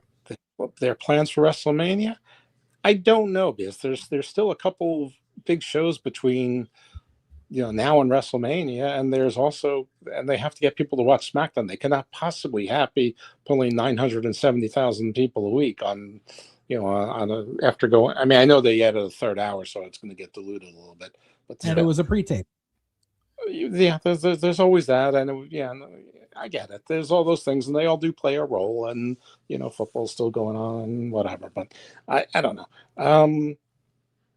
I mean, they could easily run that through Mania, and I don't think anybody would complain if that was like a steel cage match. It's just, I actually would like to see like Fatu go over, but for Rumble, I think they eliminate each other, and thank God Cody's not winning the Rumble. That's all I gotta say. And there's gonna be 6 guys in a chamber. Before Mania, we got to remember that too. So there's gonna be 6 dudes in that thing. JJ, go ahead. So now that Sami's doing that, I'm pretty sure it's a Raw talent, or whoever wins it is going to go for the Raw World title. I think we're going to see a progression here with what's going on, where there's going to be some fuckery between Drew and Sami and Saudi, and it's going to lead into Elimination Chamber, where it may just be it may just be an Elimination Chamber match to see who faces Drew, and it'll be Sami, Cody, Jacob, Randy, Frick, and Priest all in the chamber to see who faces Drew at Mania. And I think Sami will get his redemption again there. Damn. So and then the women's tag division, I mean, that is what it is. And then AJ, do you guys think he gets retired next Saturday? No. Nah. No? Yeah. I don't know if he does, though. Not before he works something for TNA. Yeah. Ken Dudley for 5 says, yo, Phil, this dude in the UFC main event tonight looks like he's fixing to kick your leg out of your leg, Brett. And that's why I kicked your leg out of your leg. Smashed your knee to obliterate. That's me. Thank you for the super chat. Cash Monet's been a member for 13 months. Guys, you can become a member for only 99 cents or super chat in and support the show. I appreciate it. Acknowledge me. Follow my friends at evil_dose and also JJ_Alexander and Full Circle Radio Network on YouTube. Dose, what's your channel? Do you got a channel on YouTube going? I don't have a channel on YouTube. I really should, shouldn't I? Yeah. No. Yes, you fucking should. But you've got your podcast channel. Yes, I do have. Yeah, there's the Garden the Fuck channel, which includes my sort of Joe Rogan type show, but I think it's a little bit smarter and certainly less broness and less utter embrace of conspiracy. But we're not anti-conspiracy entirely. And also, you get. So, do you talk about the art of show and taking ice baths and? No. There's not the broness, but like for instance, the show I just dropped was with yeshiva Talmudic, Kabbalist Orthodox Jew on prophets and prophecy. But I recorded with Vinny Pacifica with a 16-year-old actor who he says is going to be the next star. And Vinny was just cast in his 4th horror movie. He's a professional wrestler as well. Now the studio is Trauma, so he's moving up in the world. But doing things. Trauma. And then so Garden of Thought's mine, and then of course I do a lot with Wrestling Soup, and Wrestling Soup and Friendos is a separate feed, and we have a bunch of shows on there. I'm on too many of them, but we're going to try and work that out. But we've got an NXT show there, we have a TNA show there, we have a SmackDown review show. Dr. Gina Poussin does a psychology of wrestling show. We have a show called Pop. A million shows, dude. You got a show for everything. A million shows, and I've been putting on the old book of black shows. So there's the show with Aaron Stevens, Damian Sando. There's the show with Tyrus. So I put on a show, One of My Gardens, with April Hunter on there. So there's plenty of stuff there too as well. Speaking of shows, dude, I think AAA has a show on now on YouTube.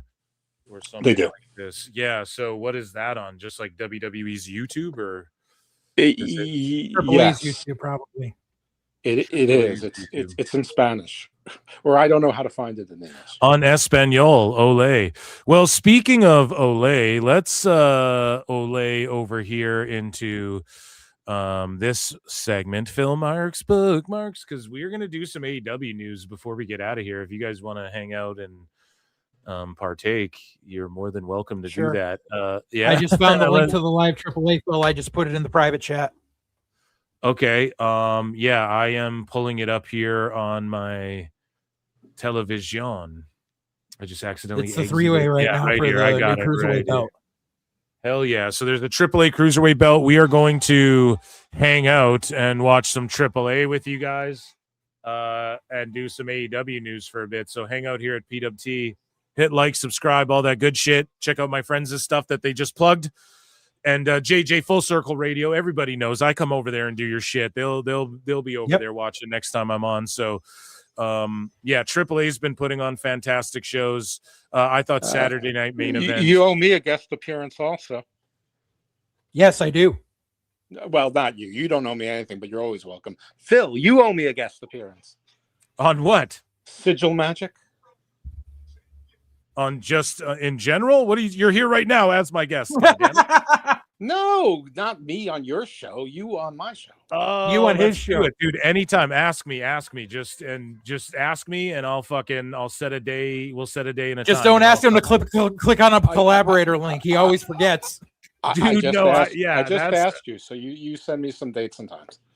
Dude, I'm so fucking sketched to click on links people send because of. There's like they're saying like Instagram had this mass like data breach and all this shit. I'm like, fuck, man, people are phishing people. Yeah, I know. I will click on the link, JJ, on the next one we do. I'm gonna resend you one again. Yeah, dude. You send it, and then what is it? Literally do? the one it just says that our channels collaborated, right? Yeah, exactly. That's all it does. Oh, okay. Well, can't you just tag me in it? Like, isn't that the same thing? Dude, look at this mini Vikingo. I can't get enough of mini Vikingo, bro. Look at mini Vikingo, dude. This shit is fucking hilarious. He's like taller than the real Vikingo. Do you guys see this shit? Yeah, it's like the Primo de Vikingo. Oh my god. And is this Laredo Kid, the other guy? I know so one is skinny. Octagon. Oh, that's not Laredo Kid. He doesn't have. Oh, yes, it is. He's got 3 belly buttons. It's Laredo Octagon, and Kid Vikingo. Right. Andre Adams for 10 says, for my guy Phil, let's fucking go. Thank you so much for the super chat, dude. I really appreciate it. Thank you. Collaborate again, bro. You sent it again? Okay, I'll click it. Don't fish me, yeah. Bro. That's all. Hey, Andre, what did you think of the SNME show, and are you watching AAA? I almost should pull the AAA. I have English commentary. Do you guys have English commentary or what? It's Corey Graves. I haven't muted. I might pull this card up. I think I had it fucking. I got Spanish. on Espanol. Yeah, I'm sure there's a way I could get English, but it's okay. I don't. I'm talking to you guys, so I don't need to hear the commentary. Yeah, no doubt. Let me just pull this up so we can see. Yeah, so this is for this cruiserweight belt. AAA's been doing some awesome shit. We are going to get into AEW news, but yeah, that's the match going on right now. It was dope, and I'm watching AAA and UFC. Yeah, UFC first time on Paramount, buddy. Is AEW still around? Is AEW still around? Yeah. Unfortunately. Oh. Lex, is AEW still I don't around? know. Me neither. Yeah, so on WWE's YouTube page, the AAA show is en anglais. Sylvie plays. So let's head over here, guys. Let's do some AEW news. Ichi Nisan for AEW news. And of course, the best guys. Tony Khan. So, recently Dave Meltzer was talking about TNA, and he was like, all they do is deal with WWE scraps. Oh my God, it's the greatest thing I've ever seen. It's just WWE scraps. So in AEW news, Bishop Dyer, formerly known as Baron Corbin, is working a dark match before Dynamite in Orlando. So that happened. Shout out Baron Corbin or Bishop Dyer. Hopefully they sign him up or whatever. MLW Tag Team Champion. Let him stick in MLW. He's doing well. Yeah, I agree, actually. Him and Dijak rule together. But Gallus, so the Coffee Brothers and Wolfgang were backstage at this week's Dynamite, so more WWE scraps, right? But of course, Meltzer won't say that about any of these people. Also, 2 out of 3 of them announced for Battle Riot already. By the way, I declare for Battle Riot as well. Yeah, I think I'm in I was just going to say that. I think I'm in Battle Riot this year, dude. Yeah, everybody. I think you might be. Yeah. Yeah, dude. Good. So, speaking of people being backstage and whatnot, Priscilla Kelly was also backstage at AEW Dynamite this week, which was mentioned. Many wrestlers were. Have you guys seen these like gory and like Joseph Sex weird vagina spots and stuff she's doing on the indies? Are you guys into it? That's all she used to do. No, I haven't seen any since before she went to NXT, and I haven't seen any since. So no. Yeah, she's back to doing all the same shit. Yeah, she's doing like crazy shit, though. But she's also doing regular stuff. I mean, I saw an MLW. I've seen her at MCW. So she's also doing regular stuff. Yeah, I think she's not keeping her eggs in any one basket. She wants to keep the death match and the extreme stuff open to her, And in AEW, she'll be able to go and do that. Like she can go balls to the wall and get her vagina stapled by Tony Storm, right? So right, and then injected by Swerve, and that would be considered like a reason they should become best friends. So yeah, Priscilla Kelly was there. JJ, do you think Priscilla Kelly should sign to AEW? Sure, go right ahead. Go play in the sandbox with all the dirty needles where you belong. So Ringside News is saying that an indie wrestler was pulled from AEW match so that Bishop Dyer could work it because he gave his friend a ride to the show or something like that. He didn't, by the way. Bishop. Yeah. So I don't want to put heat on him. Whoa, someone's shit is. It's not me. Yeah, Dose, I had to mute you. It sounds like you entered a dryer or something. You're walking into the you fell into a wind trap, my guy. I don't know what happened there. Okay, I think it's better. So yeah. Who else was backstage? Let's see. Who could it be? Who's on commentary? So Taz made his return to AEW last night. He's been absent from TV after undergoing total knee replacement surgery in late 24. And who else was on commentary? Big Show is on commentary. Paul White is on commentary with Excalibur. and Tony Schiavone on Collision tonight. So shout out the Big Show. I'm surprised they didn't make him like the commissioner, because he'll just knockout punch you if you don't listen to what he has to say. How would you use Big Show this late in his career? There really is no way to use him other than like a goodwill ambassador. Like, he can't work. Like, he's obviously like, he's hobbling around and everything. You just you have him. You use him like WWE uses Titus O'Neil. Like, that's how you should be using him. Yeah. In other roster news, Hikaru Shida was backstage at this week's Dynamite, just visiting because she lives in the Orlando area, but they don't book her, one of their fucking best women's champions. I don't understand. The best guys, Tony Khan. Laredo Kid wins. Yeah. So, guys, Dose had to dip out. Give him a follow at Dose_evil. Yes. And JJ, what do you make of Shida, and are you a fan?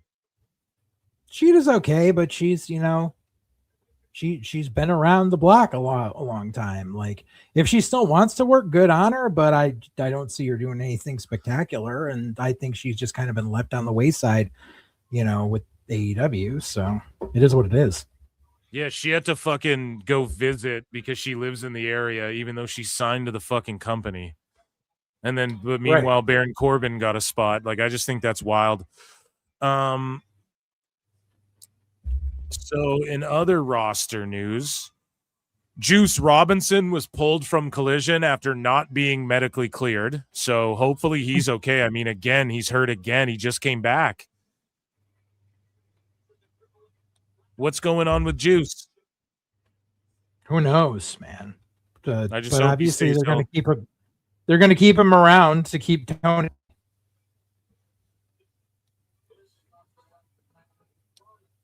So in other roster news, so Ortiz reveals that he and Eddie Kingston will be opening a wrestling school. Do you think that's a good move, Ortiz and Eddie Kingston? I mean, Eddie has already had a good track record when he was one of the trainers at Chikara. And Eddie, before AEW, was offered a spot as a coach at the PC, which he turned down.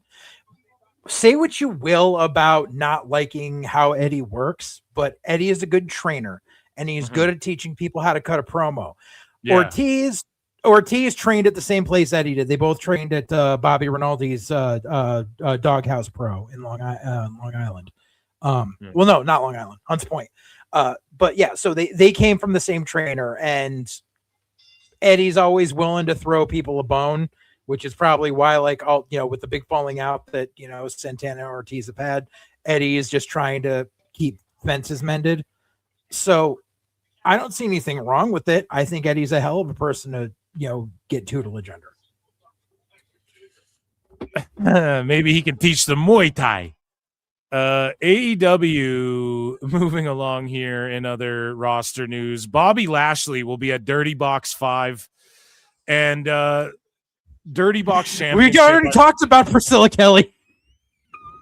Oh, God. Oh, God damn it. Rose. Dirty Box. Oh, you my what? God. So Bobby Lashley, man, he's going to be at Dirty Box 5, and this is owned by John Jones and Mike Perry, I believe. And so they listed Bobby Lashley, WWE legend and former MMA heavyweight. Lashley will be at Dirty Box 5. They don't even bring up AEW. They don't even go AEW superstar. I wonder if Tone's like, get in the ring and give away a bunch of tickets to our next pay-per-view. Guarantee he does. Give away a bunch of tickets to Dynasty. So AEW Dynasty comes to the Rogers Arena live in Vancouver. We already know that. April 12th. So I don't know. Maybe he's going to try and give away a bunch of tickets at Dirty Box or whatever to their next pay-per-view, Wrestle Dynasty. Speaking of ticket sales, AEW's event in Brisbane, Australia next month has a, quote, very small advance at very high ticket prices. And the Wrestling Observer newsletter, so this comes from Dave Meltzer and Brian Alvarez here. say that it was noted to us, except from people who live there, that there has been no advertising. And keep in mind, AEW lost its TV in Australia 3 weeks ago. We were told people who went to the first show last year didn't even know there was a show coming soon. Brian. So, like, why go there? Tone fucking sucks. He's the worst booker. He's the worst planner. They're going to go there with a small ass ring. The people there had a bad experience the last time. They're not going to come back. And they don't even know that there's a show there, and they have no TV presence. But Tone thinks he's going to go there and reap the benefits of WWE's and UFC's work, blowing the Australia market wide open. Like, what the fuck's going on here, man? It's such a fail. Yep. And so Collision's on tonight. You guys can see that. I mean, I'm not going to go over this card. It's probably already over. Fucking Isla Dawn gets a title eliminator for some reason when she's been in Ring of Honor since coming to fucking AEW. But in bigger news, more important news, AEW has parted ways with Nick Sobek, the SVP of Business Development, Partnerships, and Video Games. Guys, is it a fucking coincidence that their top marketing guy just left? They had to replace their merch people not too long ago, 6 months before that. And then all of a sudden, like a few months after the top marketing guy leaves, all of a sudden this guy fucking leaves too. Do people see the writing on the wall with this fucking company, man? I don't know. People don't like AEW. I don't know what else has got to happen. It's like, Jesus, this guy leaves. He was the senior of business development, partnerships, and video games. So are AEW not happy with their marketing, partnerships, and merch so far? So the thing that people have criticized them for the last little while, he had been with AEW since its inception, overseeing operations, live events. So their operations are the shits, their live events are the shits, and the development of Fight Forever, which is a travesty. Low key, like such a killer money waste. Like, people don't talk about it enough. They just get mad and spur. They lost $100 million. Dude, they lost so much fucking money on that video game. It's not even funny. And it's unclear if his departure is related to the video game. This joke of a fucking game that you go on Xbox Marketplace or Xbox Store and they're still fucking selling it for like $50 and nobody plays it. It's a dead game. Had shit DLC. Yeah, there's like 4 people worldwide playing it at like the Mets. Yeah. It fucking died. They want to make another game. How are you going to do that? The first one's shit. Like, why would you waste your time making this old ass? Like, here's the thing. Oh, people want the nostalgia of like fucking No Mercy. Okay, then you pay a modder to mod an AEW version of No Mercy, and then you guys market it. You figure out a way to do it legally or whatever the fuck, and make No Mercy with bad graphics. Like, you know, we want fucking people want sports. Like 2K is headed in the right direction for the pro wrestling games. They figured out a way to make it simmy, but also arcadey to where you can pick up and play. And if you just button smash XXAA, you can fucking hit a combo and shit. Like, they make it easy enough, but they also make it, if you're skilled, it's even more fun. So I don't know. This game was like one of the biggest fuck ups ever in AEW history. People don't address it. And yeah, that guy's gone now. And again, I'm not going to be like good riddance, but people tried to warn them, man. Like, this game was going to fucking flop and be shitty. Yep. Once people saw the trailer for it, like when they were first hyping it up, I was like, oh, awesome. But then you hear like, you just hear the shit they were doing, and then you fucking see them roll out the first trailer. And I remember seeing the first trailer and being like, yeah, this is fucking dumb. Like, this is a little kid's game, but it's like ultra bloody, so you can't buy it for your kids really. And then yeah, and then you saw like the story mode, you're draped in all the titles. Like, they're just talking about all this Mark shit. It's like, no, take advantage where the WWE games are lacking. You know, people want to play simulators with their friends and things like this. So I don't know, man.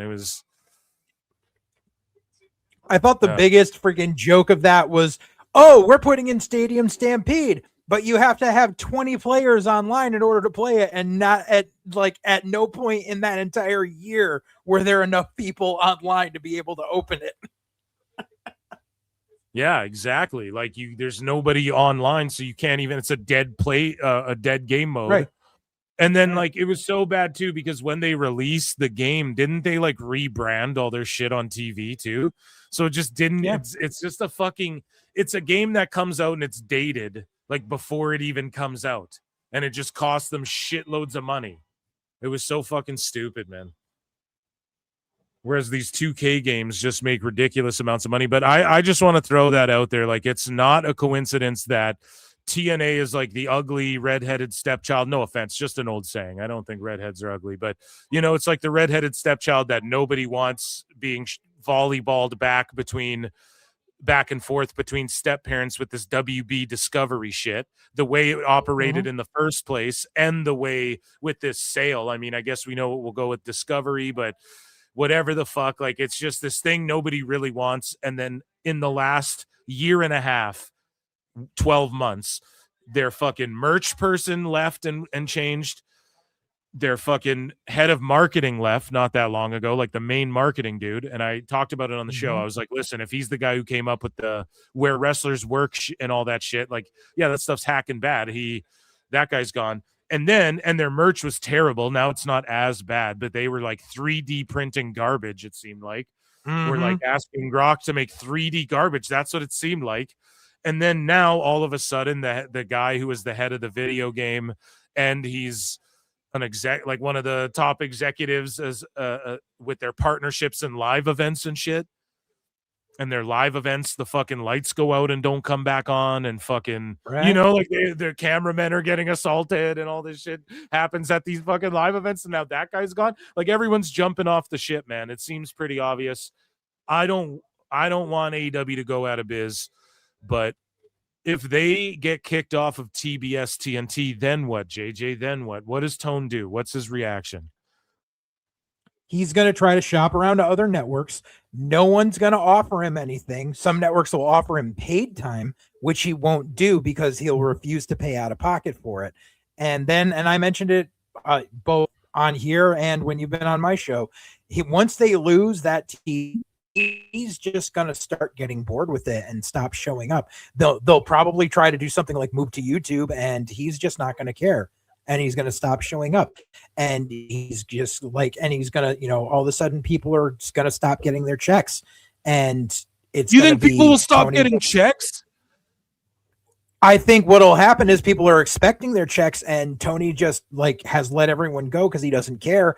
And what's going to happen, and I mapped this out a couple of years ago, is the moment AEW loses whatever they have, all of these people that are on the hook for all this guaranteed money are basically going to have to eat shit and like it, because yes, they're going to be owed all this money, but Tony's a spoiled rich kid and be like, go ahead, go get a lawyer. I'll keep this tied up in court for the next 2 years. And by the time we actually settle for how much I owe you, most of what I owe you is going to go towards a lawyer. So eat shit and like. There's going to be a lot of people sitting on their asses at home who aren't going to be able to work for WWE. I'm not saying they would all get signed, but they won't be able to work for a televised company, and they're going to be fighting to get back, because that's what rich assholes do. Damn, man. That's a wild take. I don't want to see it, but I know it's gonna.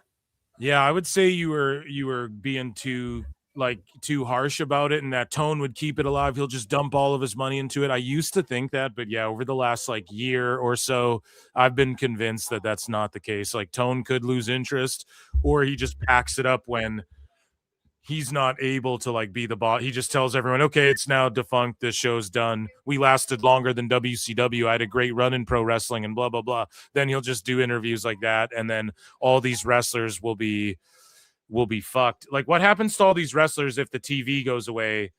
Like, what does he honestly do? Like, make a deal with Amazon? Do you think Amazon or anybody picks AEW up? Do you think that's even a possibility? No, they're not going to offer him anything, because what they're going to do is they're going to look at their decline in ratings and everything over the course of being with Warner Brothers, and they're going to turn and go, they'll if anyone is stupid enough, if you get a lowball freaking, company, just say, I'm just throwing hypotheticals. Access will offer him 20 million a year if he's lucky. Which it's not going to happen. but no one's gonna, no company worth their salt, no channel worth their salt, even streaming service is gonna offer to pay him when they see when you can see the decline on the balance sheet. So they'll offer him time if he pays for it, which he won't do. Damn. And that, ladies and gentlemen, was AEW news. My misery. The best guys, Tony Khan. Apollo Crews is showing up in Triple. Yeah, Apollo Crews is going to be in AAA. I don't know what match is next or whatever. Let me see here. 61380-542 says, "Hey Phil, you watching UFC?" Yes. Yes, and we have Iguana and La Hiedra backstage. Yes, dude. Absolutely. And I kind of want to lock in for the salaries too. AEW needs to take any deal to pay for the loss of the game. Mexico TV, Apollo Crews in AAA. Yep. A fucking sword. Yeah, that sword looks fucking nice.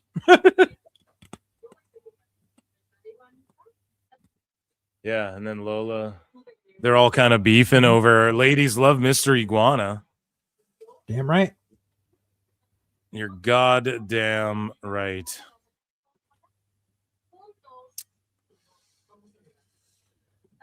Okay, guys. Well, we've been going. It's been like 3.5 hours. Round of applause for my guests tonight. Round of applause for me. I would hang out. I want to lock in kind of here and watch some fights. It's getting late over here. I hear you. Ladies and gentlemen, I appreciate you all. What a great turnout tonight, too. We watched tons of wrestling. SNME, guys. Sicko Saturday is going to be the Royal Rumble. We're drinking beers. Make sure you lock in. JJ, you want to come back on for the Rumble, dude? Possibly, depending on what I'm doing. But as of right now, my schedule is open. Yeah, if you're open, just let me know. I'll toss a link, dude, and we're going to drink some fucking beers. We're going to get crunk for the Rumble. Motor City's about to be on AAA. We got fights on deck. The world's going crazy. I appreciate you, chat. I acknowledge you all. Thank you, guys. I appreciate all the love and support. Tell a friend, hit like, hit subscribe, gift a membership or something like that. Make sure you watch all the videos. I appreciate you all so goddamn much. I appreciate JJ. Make sure you check them out. Full Circle Radio. Round of applause again for my guest. And I've been your host, the infallible Phil Marks. And be good to yourselves and each other. I will see you all on Monday's show, Member Monday. So get your memberships, only 99 cents. And shout out Mecha Wolf, even though he lost. And yeah, JJ, shout you out, buddy. Anything else you want to plug? Just the what do you call it? The channel itself. I had to open up a new Twitter for the channel. So if you can give that a follow, it's at FCR_network. Because yeah, that way all of the posts from the channel for all of the shows get posted there, as well as my personal Twitter. All right, buddy, you be good. Chat, you guys be good to yourselves and each other, and I will see you later. Peace.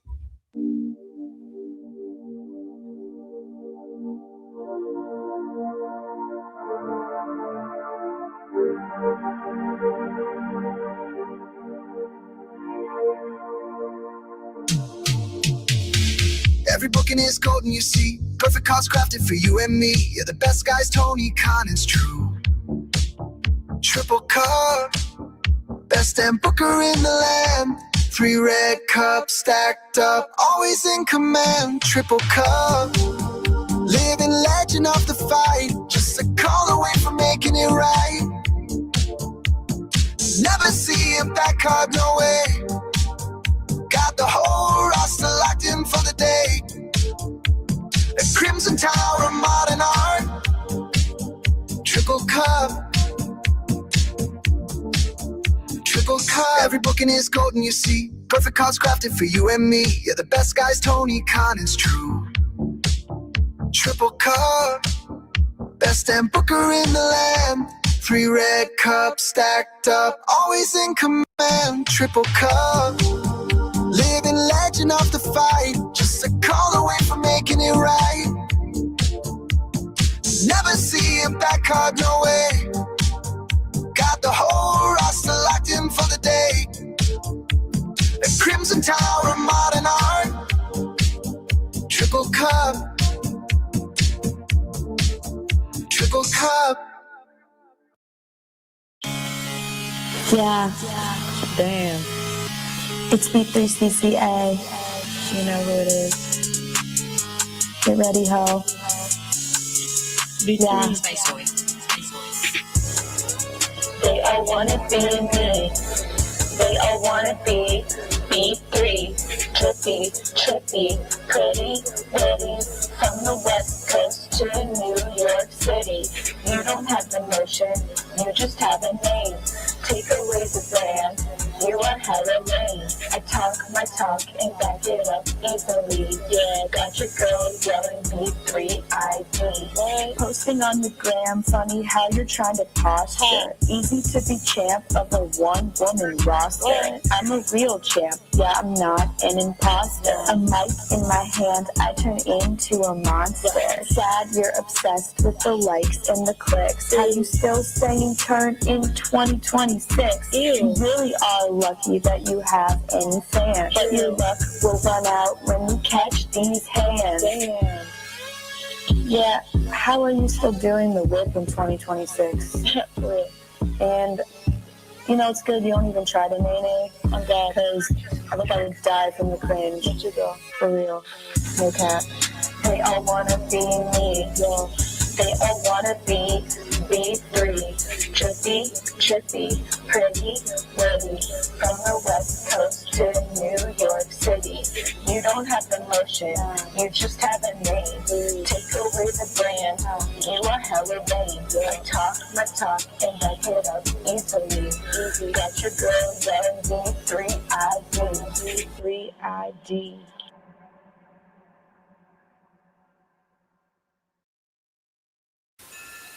It is a fast-acting viral strain that infects the host immediately, and upon getting sick, the infected will become racked with coughs, sweat profusely, and start to get the shivers and chills.